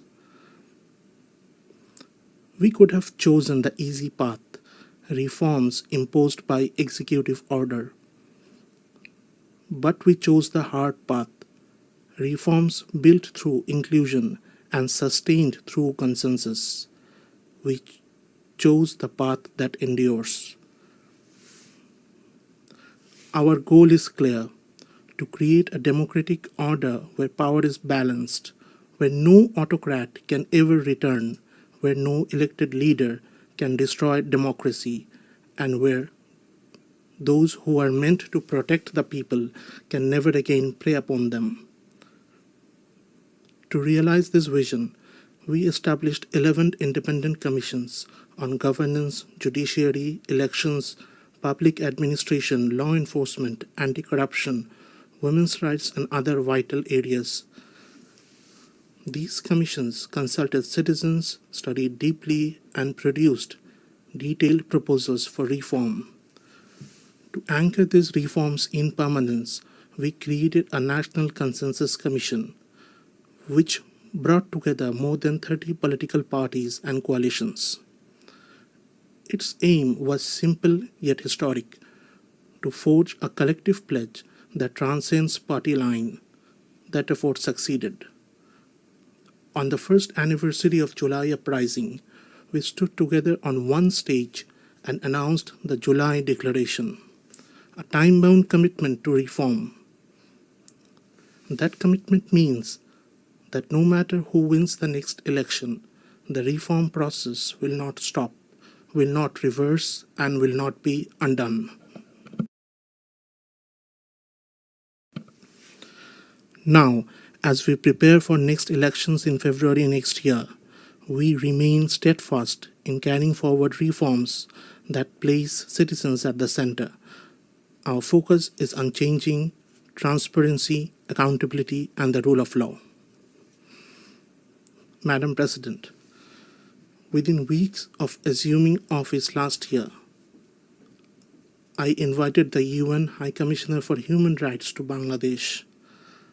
The task was clear: to investigate and document human rights violations and atrocities committed by the fallen autocracy.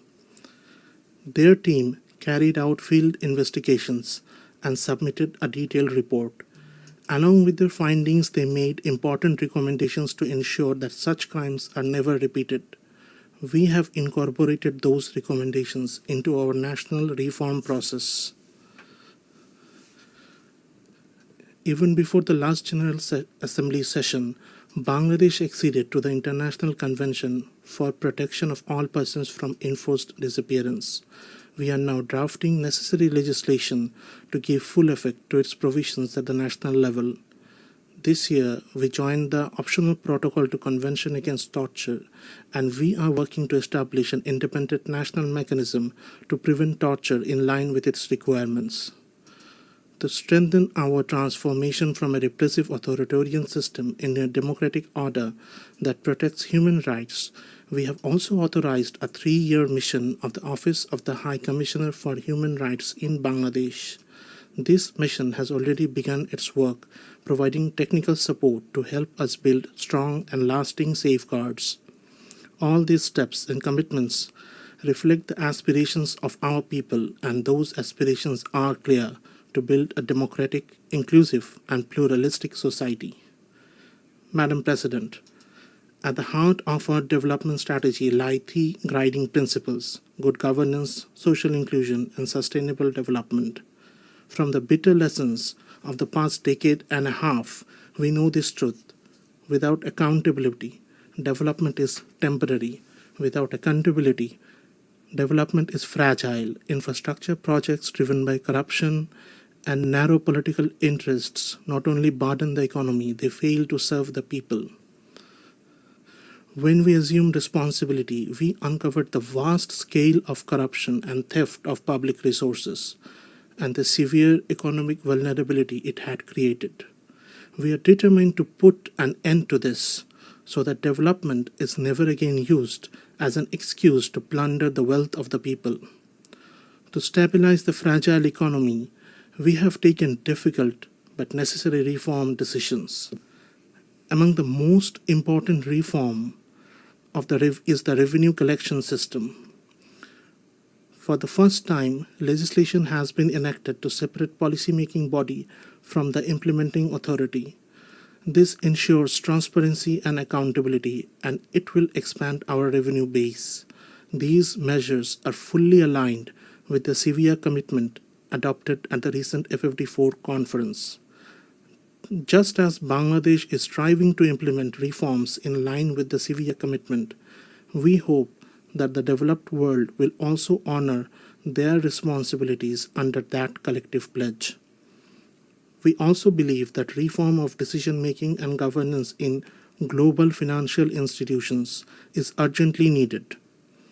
Equally vital are an inclusive framework for international tax cooperation, coordinated global measures against illicit financial flows and corruption, and stronger international cooperation for the recovery of stolen and illicit assets. Madam President, recovering the illicit assets stolen from our country is now one of our highest priorities. In the past 15 years, billions of dollars were siphoned abroad through corruption. We are working tirelessly to bring this wealth back. Yet, legal processes in the concerned countries and different other obstacles are hurting our efforts. Without sincere political commitment from the countries concerned, we will not be able to recover these assets. The current global financial system has failed to prevent the illicit transfer of resources from developing nations. In some cases, the very rules of international financial institutions have enabled the movement of vast sums of illegal money into tax havens around the world. I call upon those countries and institutions that shelter such stolen assets: do not be complicit in this crime. Return the wealth to its rightful owners, the farmers, the workers, and the ordinary taxpayers.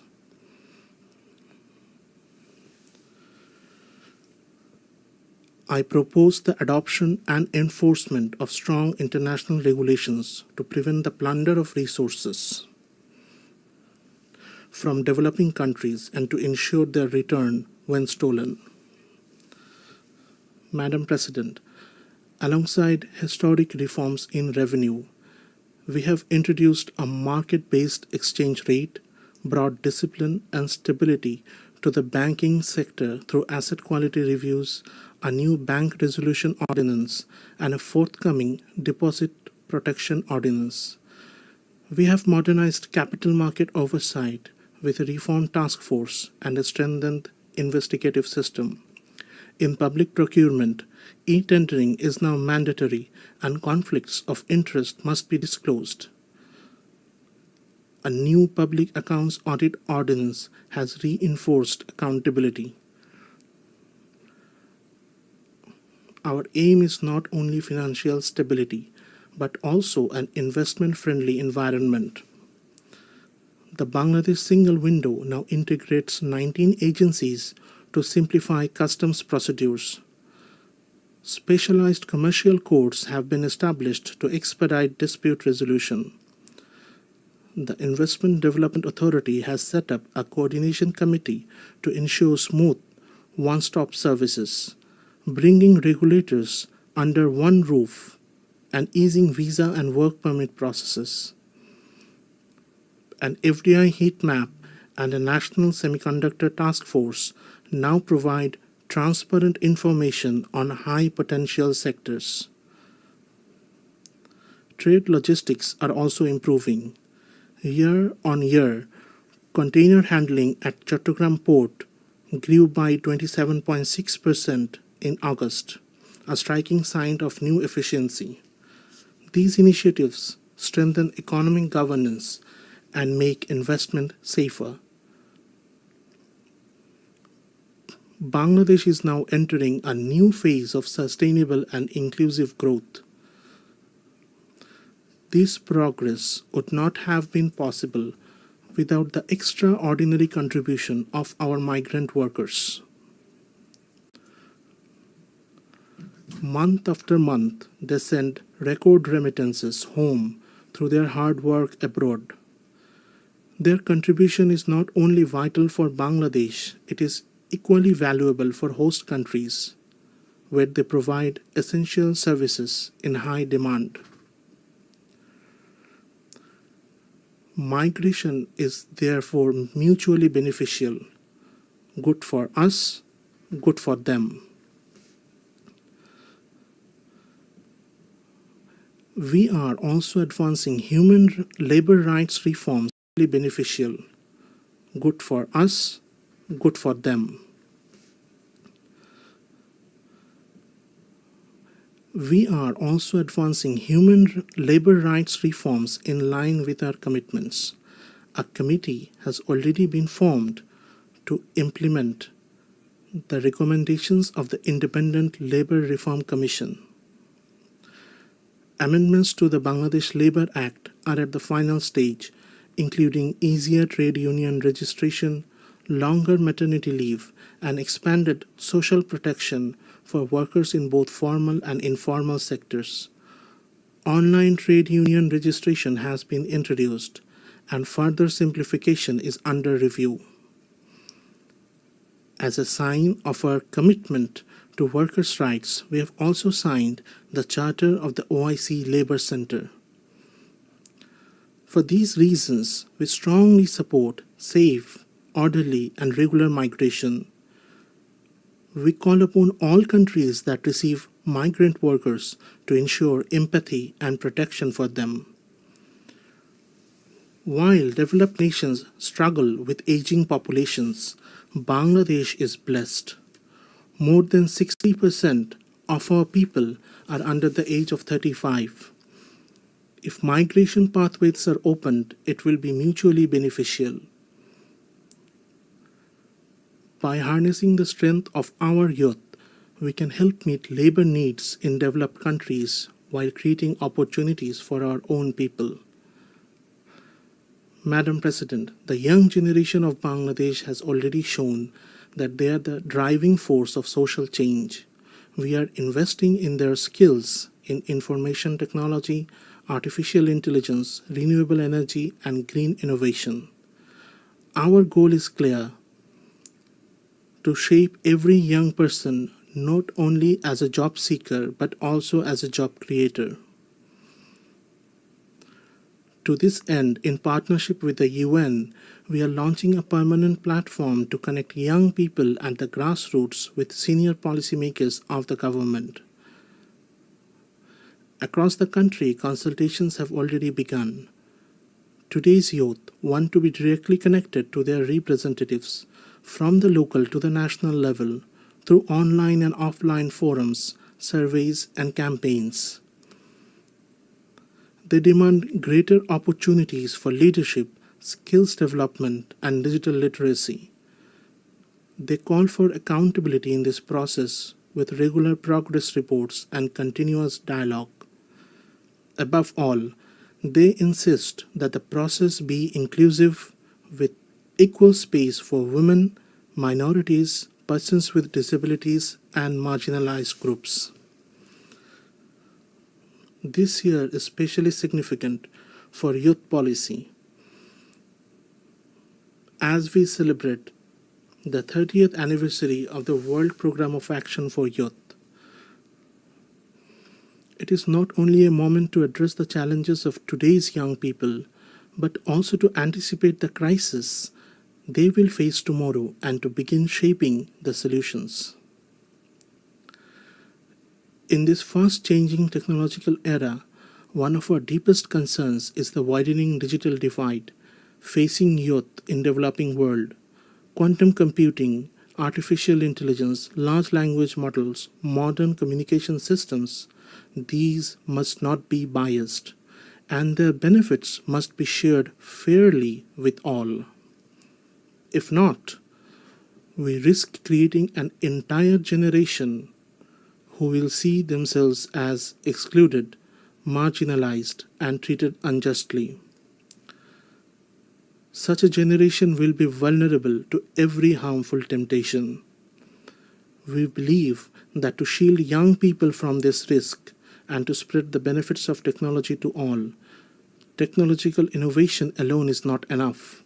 We also need social innovation. Almost half a century ago, we introduced the idea of microcredit. It was then a radical experiment against conventional wisdom. Today, it is a globally recognized tool that has lifted millions out of poverty. In the US, for example, Grameen America has disbursed more than $6.2 billion till date to low-income women entrepreneurs with repayment rates close to 100%. Today, in Bangladesh and across the world, we are advancing the idea of social business. It is a form of business where profits are entirely reinvested for social good. Social business has shown that the entrepreneurial spirit of every human being can be harnessed for the welfare of society and the solving of social problems. This gives humanity a creative method to address every challenge, whether environmental degradation, concentration of wealth, healthcare, unemployment, or poverty. It is a path that can be applied and sustained everywhere. Madam President, in confronting the climate crisis, the goal of limiting global temperature rise to 1.5 degrees Celsius has already slipped beyond our grasp. The annual pledge of $100 billion in climate finance has not been met.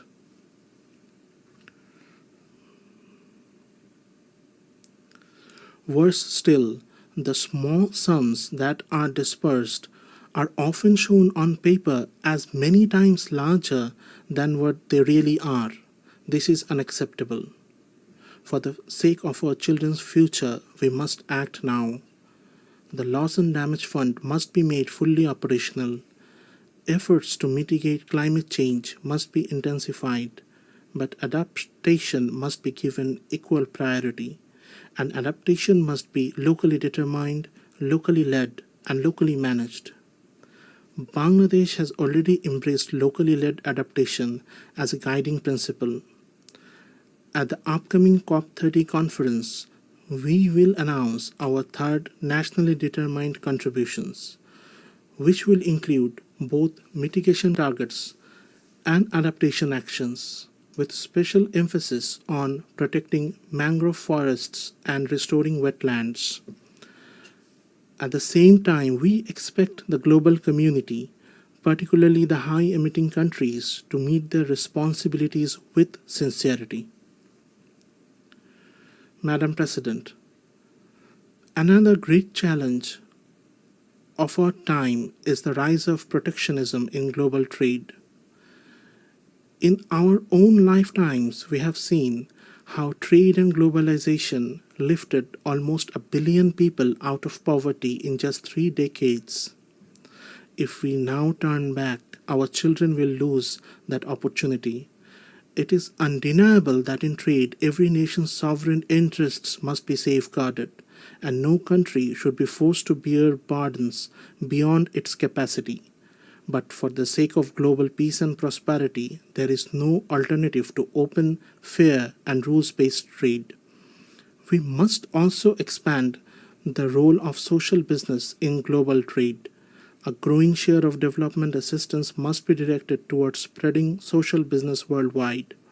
My generation has witnessed how a system of interdependent economies made conflict too costly and helped preserve peace. Today, more than 120 armed conflicts are raging across the globe. If economic interdependence collapses, these conflicts will only multiply, development will falter, and peace itself will be destroyed. Madam President, the ongoing conflict in our neighboring country Myanmar has created a situation of deep concern for the entire region. It threatens not only regional stability, but also the prospects for the safe return of the forcibly displaced Rohingya sheltered in Bangladesh. 8 years on, the Rohingya crisis continues without any solution in sight. Moreover, Bangladesh faces a slow but regular flow of the Rohingyas seeking protection. Evidently, deprivation of rights and persecution of the Rohingya rooted in cultural identity-based politics continue in Rakhine. Reversal of the process of marginalization of the Rohingya cannot wait any further. Most of the discriminatory policies and practices that made them vulnerable can be reversed, and remedial measures can be advanced without waiting for a comprehensive national political settlement in Myanmar. There must be a political solution to the problems in Rakhine involving the ethnic stakeholders there so that the Rohingya become part of the Rakhine society with equal rights as equal citizens.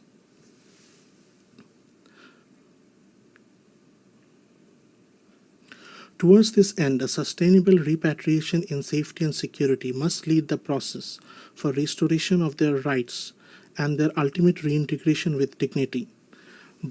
Bangladesh has been drawn into this crisis as the second victim after the persecuted Rohingya.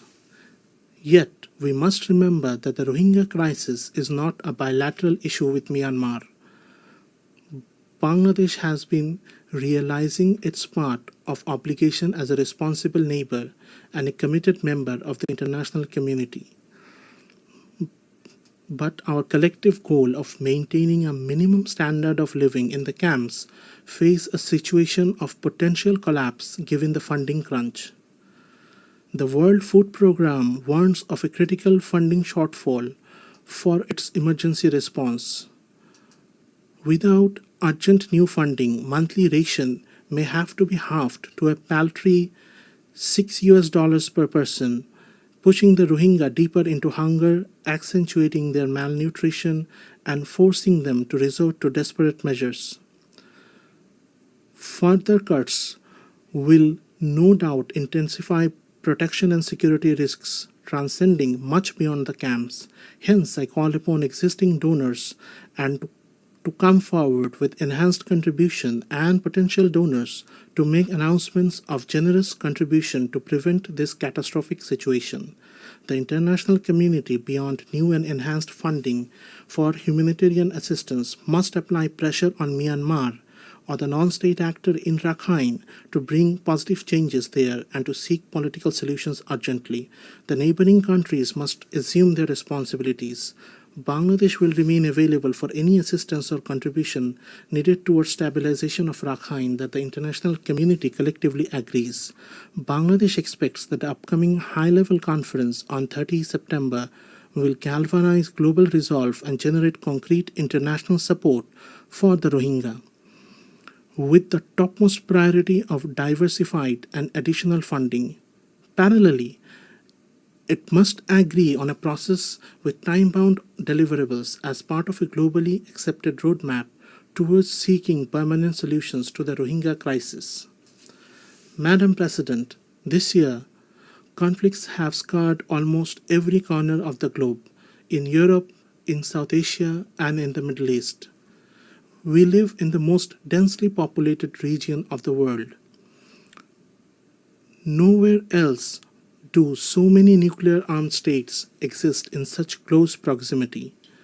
That is why we in Bangladesh deeply understand the urgency of disarmament and the prevention of nuclear proliferation. We call for the revival of global arms control treaties that have grown weaker with time.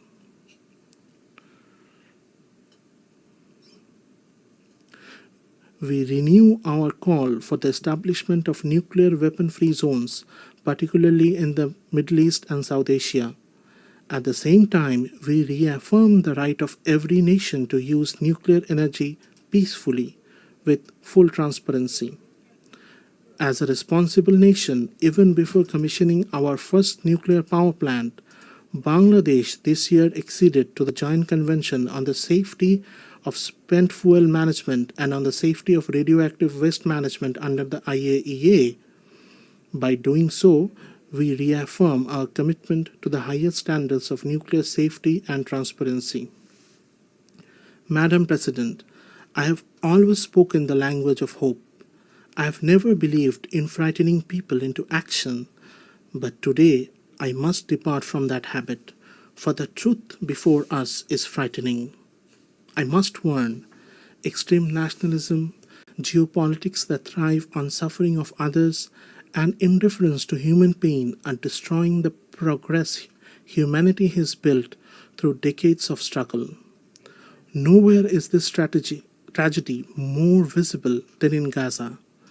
Children are dying of hunger, civilians are being killed without distinction. Entire neighborhoods, including hospitals and schools, are being wiped from the map. We do agree with the UN Independent International Inquiry Commission that we are witnessing a genocide happening live. Unfortunately, on behalf of the humanity, we are not doing enough to stop it. If this continues, neither future generations nor history will forgive us. On behalf of the people of Bangladesh and of conscientious citizens across the world, I once again make a strong appeal. The two-state solution must be implemented now through the establishment of an independent state of Palestine with East Jerusalem as its capital. Only on the basis of the pre-1967 borders, with Israel and Palestine living side by side in peace, can justice be done.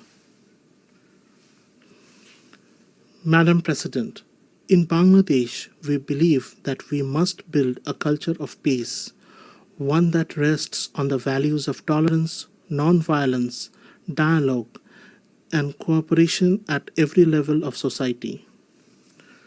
For more than 3.5 decades, Bangladesh has stood among the leading contributors of UN peacekeepers. This is living proof of our enduring commitment to global peace and security.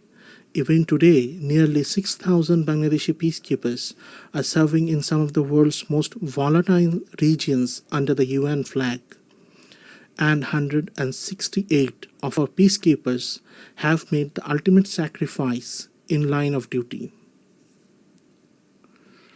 Research has consistently shown that UN peacekeeping missions are more sustainable and effective than unilateral interventions. We therefore call for clear and achievable mandates and adequate funding for peacekeeping operations. We must also give the highest priority to the safety of peacekeepers and ensure accountability for crimes committed against them.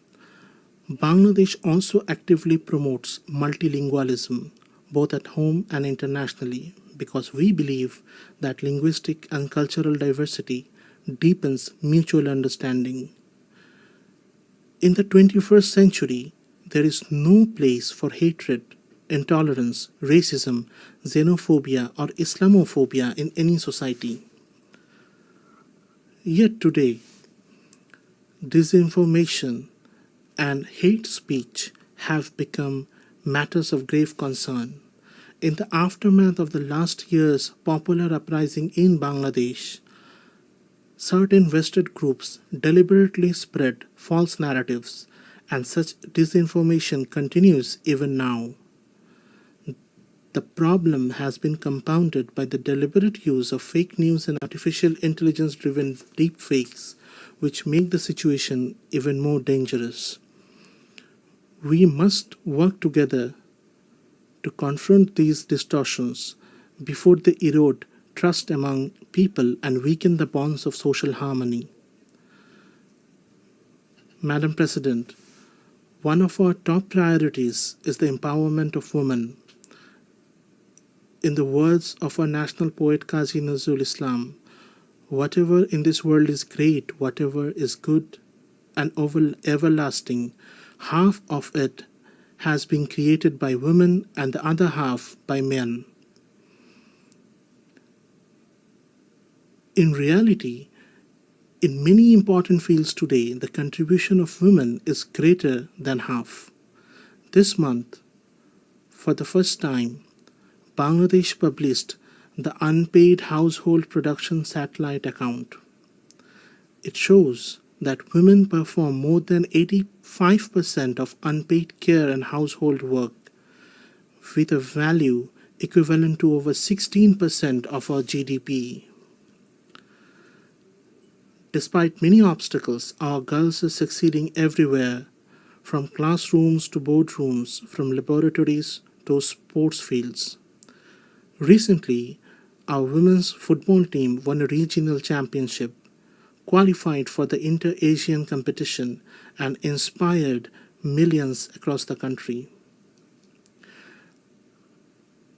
My government's efforts to ensure women's safety, dignity, and equal opportunity continue. This year, we celebrate the 30th anniversary of the Beijing Declaration. On this occasion, we have strengthened our commitment to women's empowerment by announcing 4 national pledges under the Beijing Plus 30 Action Agenda to be implemented in the next 5 years. They include enacting a law to prevent and protect against sexual harassment, recognizing and valuing women's unpaid care and household work, increasing women's participation in politics and public life, and strengthening gender-responsive budgeting. Madam President, Bangladesh is committed to regional cooperation based on mutual respect, transparency, and shared prosperity. Through initiatives such as BIMSTEC, BBIN, Asian Highway, SASEC, we are advancing regional connectivity and trade. At the same time, we have expressed interest in joining effective regional forums like ASEAN, and we are working toward that goal. We also call for the revitalization of the South Asian Association for Regional Cooperation, SAARC. Established 4 decades ago, SAARC achieved notable progress in its early years and laid a strong foundation for regional cooperation.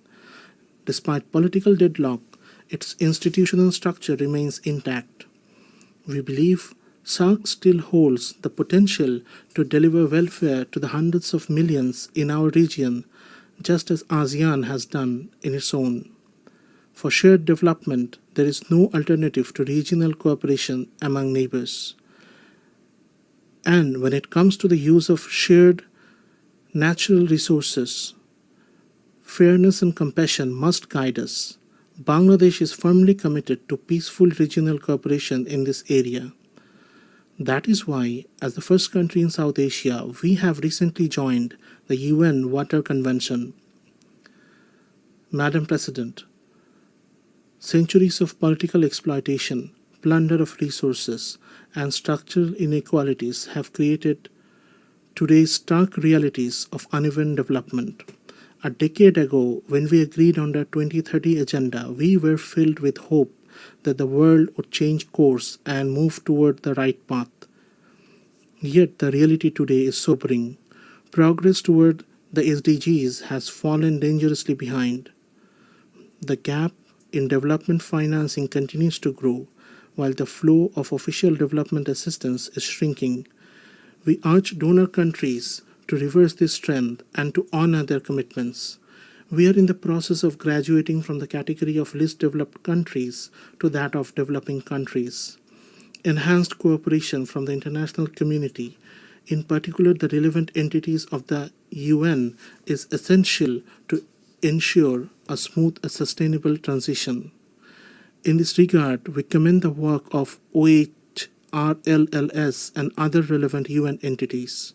We call for further strengthening of this office to enable more effective support to the LDCs and other vulnerable countries. At the same time, alongside grants and loans, we call for a massive expansion of social business through both public and private initiatives. This new approach can bring benefit to both donor and recipient countries alike. It can inspire, it can encourage, and it can take human creativity to new heights. Madam President, we acknowledge the contribution of UN to Bangladesh's progress and development. We reaffirm our full confidence in its three pillars: peace and security, development, and human rights. At the beginning of my statement, I said that over the past 8 decades, the UN has shown time and again that multilateral diplomacy helps humanity live together in greater harmony. Yet, on its 80th anniversary, we must acknowledge that multilateral diplomacy is under strain. The tensions of unequal bilateral relations have once again proved that multilateralism remains our last and best resort. To keep the UN, the custodian of multilateralism, alive and vibrant, we call for full transparency and sincere dialogue among member states. The United Nations must continue to evolve and adapt if it is to meet today's challenges and fulfill our collective aspiration for multilateralism. In this spirit, we welcome the Secretary General's UNGA80 initiative, but we must also insist reform must not weaken multilateralism or silence the voices of developing countries. Reform must have one goal only: to bring about real and positive change on the ground. Madam President, last year our people proved that injustice in this world is not eternal. They proved that change is not only possible, it is inevitable. We must remember that the challenges ahead cannot be met by any single country alone. And we must also remember that in today's world, where one nation falls into crisis, when crisis erupts in one corner of the globe, the security of the whole world is put at risk. We must move forward with the dream of building a world of 3 zeros. Our young generation will grow as the soldiers of that dream.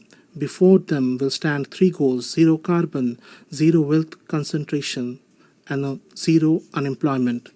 On this foundation, they will build their world. Let the dream of a 3-0 world be the dream of all nations united in this assembly. With this hope, I conclude my statement. I thank you all.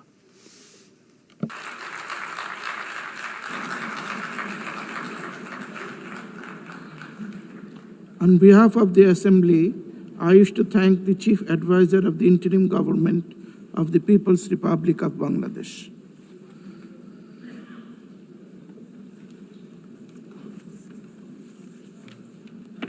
The Assembly will now hear an address by His Excellency Robert Blair, Prime Minister of Republic of Malta. I request protocol to please escort His Excellency and invite him to address the Assembly.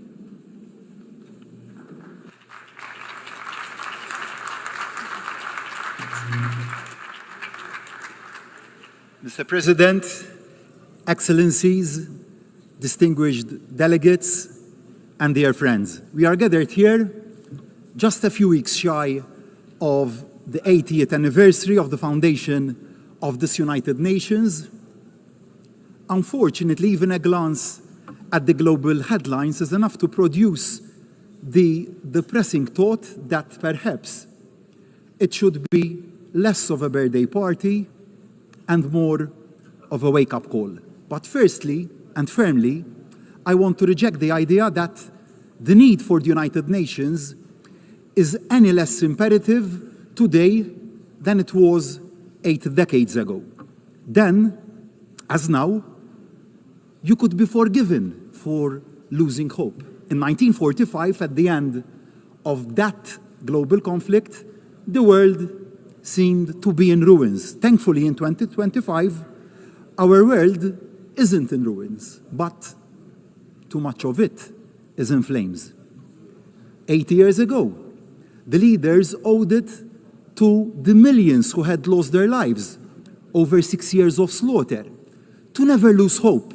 So do we, as leaders of today, owe it to every citizen that we serve to similarly never lose hope, to never lose sight of the founding principles that brought the countries of the world together, to never allow that which divides us to obscure the much greater values that unite us, to never give in to pessimism or cynicism about what the future can hold. Now, don't misunderstand me. I am not blind to the magnitude of the challenges that our world faces. I know that fine words here in New York won't, by themselves, end conflict, hunger, or deaths by malnutrition. But I remain convinced that the resolution we show and the resolutions we pass here can make a real and tangible difference on the ground. We must never lose sight of the power of collective will and that of collective action. Because while the 8 decades of the United Nations have seen far too much conflict and suffering, they have also seen human progress on a scale even the most optimistic of the founding fathers, who dared to dream that working together could work to transform the lives of ordinary people, would never have imagined themselves. Let me cite just one example. In 1945, global life expectancy, war aside, was in the mid-40s. Children born this year, in 2025, can expect to live in their mid-70s.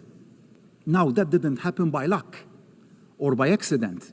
It happened by will and resolve. It happened by effort. And it happened also because of the positive work being conducted by the agencies of this United Nations. And it is not just in terms of life chances that the United Nations has had a positive, transformative impact.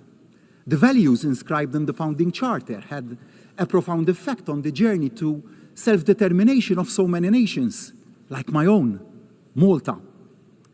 In 1945, Malta was still a colony, a British military and naval base. In 2025, Malta is a proud republic since 1974 and independent since 1964, playing its part at the pivotal crossroads of 2 continents. So, the country I am honored to lead will never turn its back on the possibilities that the principles of our United Nations offer to deliver solutions to even the gravest of challenges. Perhaps the gravest of those challenges that the world faces is division. Barriers are being built when they should be coming down and dismantled. And those barriers really are already proving obstacles to the exchange of trade, innovation, ideas, of hope that our world needs. In thinking about this throwing up of barriers, I thought of some words of the late US President, Ronald Reagan. In his 1985 State of the Union address, he had said, "There are no constraints on the human mind, no walls around the human spirit, no barriers to our progress except those we ourselves erect." And who can forget the 4 simple words which changed the course of history that President Reagan himself delivered 2 years later when he stood in front of the Berlin Wall and dared to say directly to the Soviet leader, Mr. Gorbachev, "Tear down this wall." So I say to each and every one of my fellow leaders, let us tear down the walls together. Let us dare to say the seemingly unsayable. Let us dare to achieve the seemingly unachievable. Let us dare to make the changes needed, no matter how seemingly overwhelming the odds. We must not be afraid also to make those changes closest to home in the very way this United Nations works.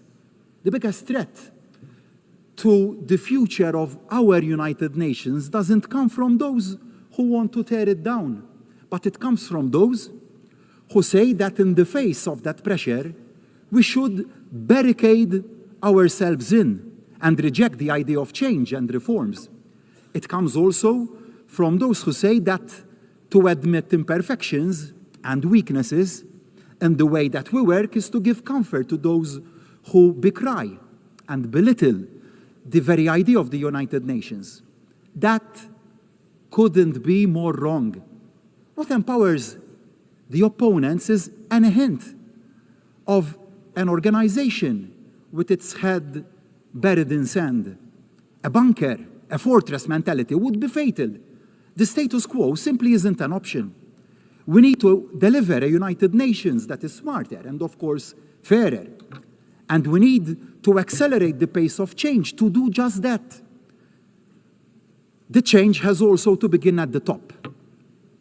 I want to take this occasion to pay tribute to the Secretary General and his unwavering commitment and dedication to the cause of peace. Thank you, Antonio. But no one can say that the big power horse trading that has marked every single election of a Secretary General has been an edifying sight. We often reach the right outcome, and that is good and positive, but we certainly go the wrong way about it. We need to do better. The process to find a worthy successor to Secretary General Guterres must be a step change in the way that we work. The selection process must be transparent, inclusive, and based on merit, not political bargaining. The decision must be taken out of the corridors of this building and become a truly global conversation involving all member states, as well as civil society. As for the Security Council, its makeup reflects the world as it was in 1945, and not as it is in 2025. Malta backs the clamor for expansion and fairer regional representation. But it isn't just the composition that needs to change. The role of the Security Council needs to be elevated. It must serve as a greater counterbalance to the dominance of the larger powers. It must also be a genuine platform for all the nations of the world to have our voices heard. And change needs to come not just to political structures, but to the way the United Nations works. All around the world, including in Malta, my country, citizens are rightly pressing governments to do more with less, better value for money. The United Nations, like any other publicly funded organization, needs to make sure that it ruthlessly focuses not on protecting the way things are not done now, but on the way things can be done differently to deliver better outcomes for the same investment. No area of the United Nations can remain untouched. No vested interest left untackled. The United Nations must embrace digital diplomacy for the artificial intelligence age. Every system must be streamlined, every process scrutinized to ensure it delivers for the front line. Every program assessed against its actual impact. We shouldn't be afraid to ensure that the United Nations stops doing things it does badly and starts doing those things it does well, even better, and even more efficiently. Too often, global relations, like much of life, can seem merely a numbers game. Of course, the biggest states will always have the loudest voices, and that is understandable. But there can be no doubt that small states and developing countries are often underrepresented and underheard when key decisions are taken and made. Unless our unique experiences are taken into account and our needs, we won't put in place solutions that can actually deliver across the whole world. It is a self-defeating mistake for the big boys club to crowd out the added value that small nations can bring to the table. We bring innovation, credibility, and moral authority to any concerted global action. To exclude the small is to damage the big. We all lose, which is why, although Malta may be one of the United Nations' smallest members in terms of geography, we have always been determined to be one of the UN's biggest voices. Malta remains as committed to the goals of peace, dialogue, diplomacy, and global cooperation as we were on that day in 1964 when we took our seat for the first time in this United Nations. As we've grown as a nation, found our feet on the European and world stage, and developed a fast-growing economy, so too have we found our role in the work of the UN. Small nations, like ours, have to be realistic about how we can add value. But I firmly believe that Malta has a combination of two major factors that makes our country an asset to the global conversation. Firstly, Malta has a deep commitment to the power of multilateral engagement. We bring to the table the recent experience of both chairing the OSCE and serving on the UN Security Council, alongside the insight gained from our current presidency of the Committee of Ministers of the Council of Europe. I am particularly proud that Malta's presidency coincides with the 75th anniversary of the Convention, of the European Convention on Human Rights, rising, like the United Nations, from the ashes of the Second World War, guaranteeing for hundreds of millions of Europeans and other peoples the fundamental human rights for which so many people lost their lives in their fight for them. Secondly, Malta offers a unique platform for peace. We offer a unique mix that leaves Malta particularly well placed to host dialogue and discussions between parties, between countries, no matter how far apart they are. Our geography at the crossroads of two continents, our neutrality enshrined in our constitution, our diplomatic tradition as a respected and knowledgeable fair broker.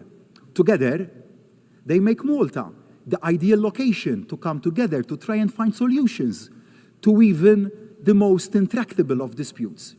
So, today, I renew my open offer to the warring parties of the world and those working to bridge those divides. Malta stands ready to welcome you, to facilitate, and to support you in finding ways forward. Now, nobody disputes how deeply entrenched are the barriers to peace, but that doesn't mean that the search for solutions should ever be paused.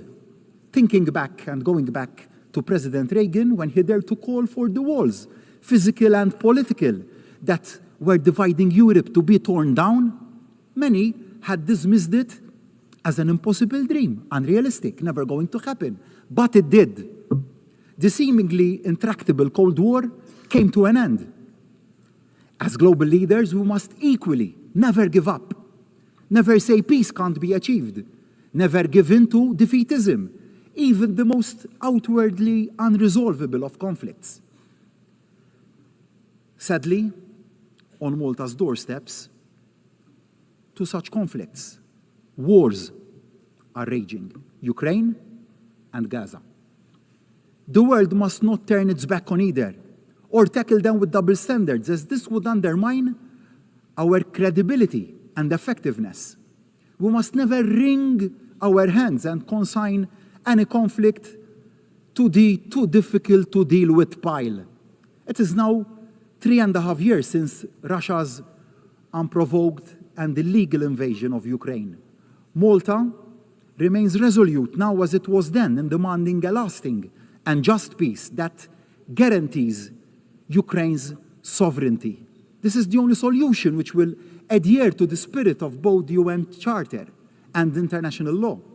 But that can only come about following a full and unconditional permanent ceasefire and the full participation of Ukraine in any future peace talks and decision-taking.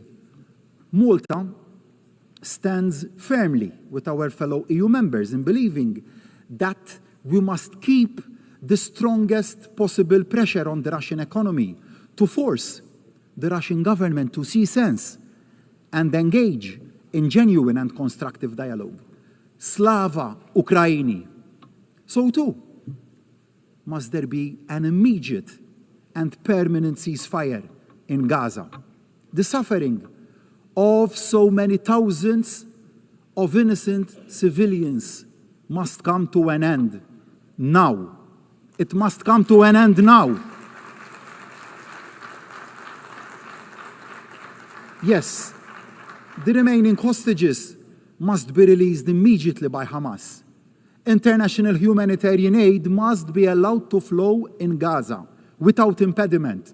It is so morally wrong and inhuman that so many innocent people are dying of hunger and severe malnutrition.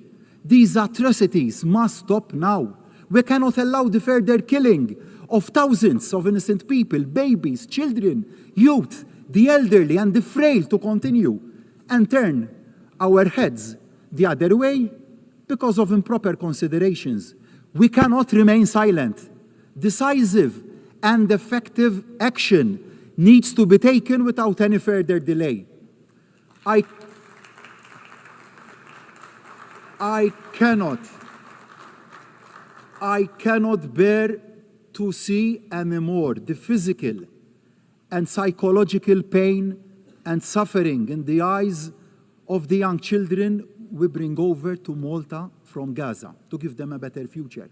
Children, young children with mutilated bodies who are supposed to be celebrating the innocence of their youth and the best period of their lives. The parents who have lost their young children. And I ask, why? When leadership should be about humanity and empathy, and not about who can inflict maximum damage to win a war or wipe out a nation or its people. I was proud this week to stand with other world leaders and add Malta to the growing list of allies recognizing Palestinian statehood. After tens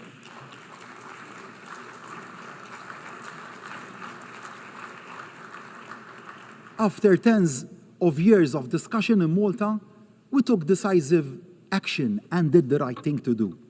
I owe this to Ibrahim, a 15-year-old icon of the resilience and strength of the Palestinian people. Ibrahim is now receiving the best medical care and prosthetics in Malta after having both his legs blown off and severely injured by a missile fired from a drone in Gaza. His friends were killed in the same accident. These are the daily realities in Gaza, and we have to stand up and be counted. Not doing so would mean that we are complicit in what is happening. Now, a viable two-state solution, no, isn't a reward for Hamas. It is the exact opposite. It is the only way, in actual fact, to finally banish the evil of Hamas. It is the only solution that can deliver the sustainable and peaceful future that both peoples wish for and deserve. Of course, the road to a fair two-state solution is a long one, fraught with difficulties. But just because something is hard doesn't mean it is impossible. The world owes to Israelis and Palestinians alike to pursue this path to peace. Indeed, the world faces a stark choice. In too many areas of life, too many barriers are being erected. When too many countries pull up the shutters and turn in on themselves, it is small island nations like Malta that pay the highest price and take the biggest hit. Let me be clear, security is the first duty of any government. Being against barriers doesn't equal being against sensible safeguards. Every nation has the right to take necessary steps to protect itself, but isolation doesn't make anyone safer, because as all the evidence of history shows, the greater the cooperation across borders, the greater the protection we can afford to our citizens. And a threat to global prosperity is a threat to global security. So, I urge the United Nations to redouble its efforts to safeguard the connectivity that trading nations like Malta have to rely on. It is incumbent on all of us to resist the trend to protectionism and fight for open markets. The alternative of a world of trade barriers will only make us all poorer. Of course, it is equally important that we work to tackle the downsides of globalization, to ensure that none of our citizens are left behind. But there can be no turning back of the clock. We can secure our borders without building fortresses. Addressing legitimate concerns about migration is not the same as pulling up the drawbridge. Clearly, the current growth of irregular migration is not sustainable. Yet, it will only be truly addressed by a truly global solution and response.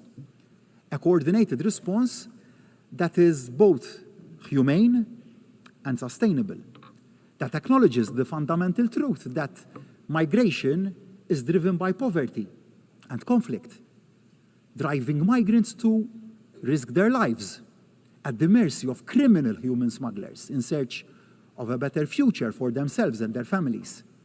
Every country has a right to secure its borders, but every country equally has a duty to play its part in tackling the root causes of irregular migration. You might say, tough on irregular migration, tough on the root causes of irregular migration. Underpinning all this is the need for every member of this United Nations to recommit to the primacy of international law and the value of international cooperation. No country, however large, however strategically important, is above the rule of law. Might does not automatically equal right. Small states like Malta cannot afford the risks of a world where some ignore the laws when it suits them. Upholding the charter upon which this United Nations was born 8 decades ago isn't wide-eyed idealism. For nations like Malta, it is about our very survival, equally vital. For the survival of small island nation states is the absolute necessity of stemming down the impact of man-made climate change.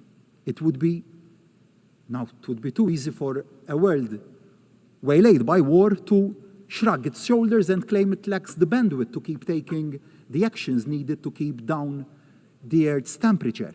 Malta, however, will keep working to amplify the voices of the small islands across the globe. As a small island state, we are at the front line of rising temperatures and rising sea levels. This isn't some theoretical threat. It is a challenge to our very existence. So Malta will continue to support indices like Corvi that bring home just how vulnerable small island states are to climate change. And we will maintain pressure for greater support to be given to those developing small island states where the threat is highest and fastest. But the cost of preparedness and adaptation is disproportionately high. They must be given the resources that they need to adapt. And the adaptation must not cause a financial burden on their citizens, to our citizens. Otherwise, we will lose their buy-in. And whilst reaching our climatic targets should, of course, not be put on the back burner, the competitiveness of our economies must also not be put on the back burner in the pursuit of those targets. Otherwise, we will miss the wood for the trees. Dear friends, let me conclude my remarks from where I began today. Yes, our world faces unprecedented challenges. In an age of instant communications, we are all exposed to the threats we all face like never before. They can seem utterly overwhelming. But as a world, we face two choices. We can give up hope, give up trying, or we can double down, step in and step up and never give up. Multilateralism is more important today than it was even in 1945. We won't keep our people safe, our planet protected, or our prosperity preserved unless we work together, listen to each other, and act in concert. So I say to my fellow leaders of all states, of all sizes, tear down these walls. Let us stop erecting new barriers. Let us knock down those existing walls, physical and metaphorical, that are standing in the way of progress. No more posturing, a lot more partnership. We owe it to those who had the vision 80 years ago. We owe it to the people who put their trust in us to lead them. United Nations isn't perfect, but it is indispensable. So let us commit loud and clear to making it better. Better focused, better value, better at tackling the challenges of the next 80 years. And let that commitment start today. Thank you all.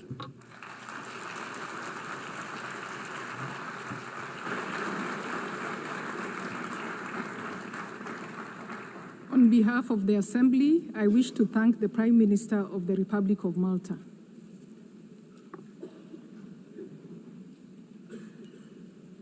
The Assembly will hear an address by His Excellency Kyriakos Mitsotakis, Prime Minister of the Hellenic Republic. I request protocol to escort His Excellency and invite him to address the Assembly.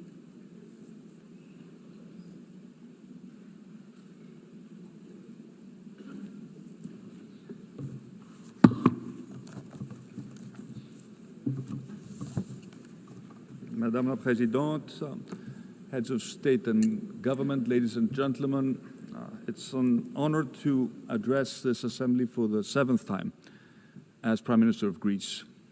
And as many other speakers have pointed out, this year carries a special weight as we celebrate the 80th anniversary of this United Nations. 80 years of hope, of struggle, of progress.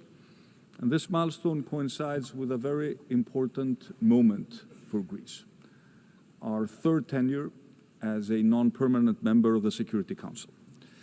And we accept this responsibility with honor and with a deep sense of duty as a nation that stood at the birth of this organization. And like so many other nations, my country came here devastated by the horrors of the Second World War. The Charter of the United Nations was not just a legal document, it was a commitment that never again should force prevail over the rule of law. And for 8 decades, the United Nations has defended peace, has advanced human rights, has expanded access to health, education, and equality for all. It has stood as a custodian of international law, safeguarding the rules and principles that make international cooperation possible. The United Nations was at the epicenter of a historic turning point. It gave voice to the hopes of people long denied freedom. Decolonization brought new nations into this assembly, and they brought with them their histories, their culture, their aspirations. And their participation helped redress historical injustices and transform the organization into a true reflection of the world's diversity. These achievements are real progress. They have made our world safer, fairer, and more prosperous, but they should never, never be taken for granted. They were won through effort and sacrifice, and they remain fragile. Ladies and gentlemen, a new global order is on the rise. Multilateralism is under strain, and fundamental tenets of the post-1945 world are being questioned. We witness attempts to revive the imperial ambitions of previous centuries. Revisionist narratives are resurging. And some leaders, unfortunately, remain trapped in the past, chasing illusions of a bygone glory. Might over right risks once again becoming the norm in international relations. A norm the international community has sought to overcome for more than 80 years. And this trend is strengthening at a time when global challenges continue to multiply. Climate change, migration, the advent of artificial intelligence. Our world is changing. We must meet this change with courage and responsibility, but never, never at the expense of the principles that form the very fabric of the international community represented in this assembly. Most important of them being respect for territorial integrity and the peaceful resolution of disputes. Being situated at the crossroads of three continents, Greece is a pillar of stability and a reliable partner in a turbulent region. We uphold the principles of international law. We seek dialogue and peaceful coexistence with our neighbors. Some claim that these principles are irrelevant in today's world. We believe the opposite. They are the source of strength, the only path to lasting peace. And we are certainly not naive. We remain fully aware of the threats and the risks of instability in our wider neighborhood. This is why we're strengthening our economy, enhancing our deterrence capabilities, and deepening our alliances, so that we stand ready to defend and uphold our values. For us, this is not just words. Greece is already allocating more than 3% of its GDP to defense, and we're ready to do more. Security is the very foundation of prosperity. After all, our paramount obligation as leaders is to keep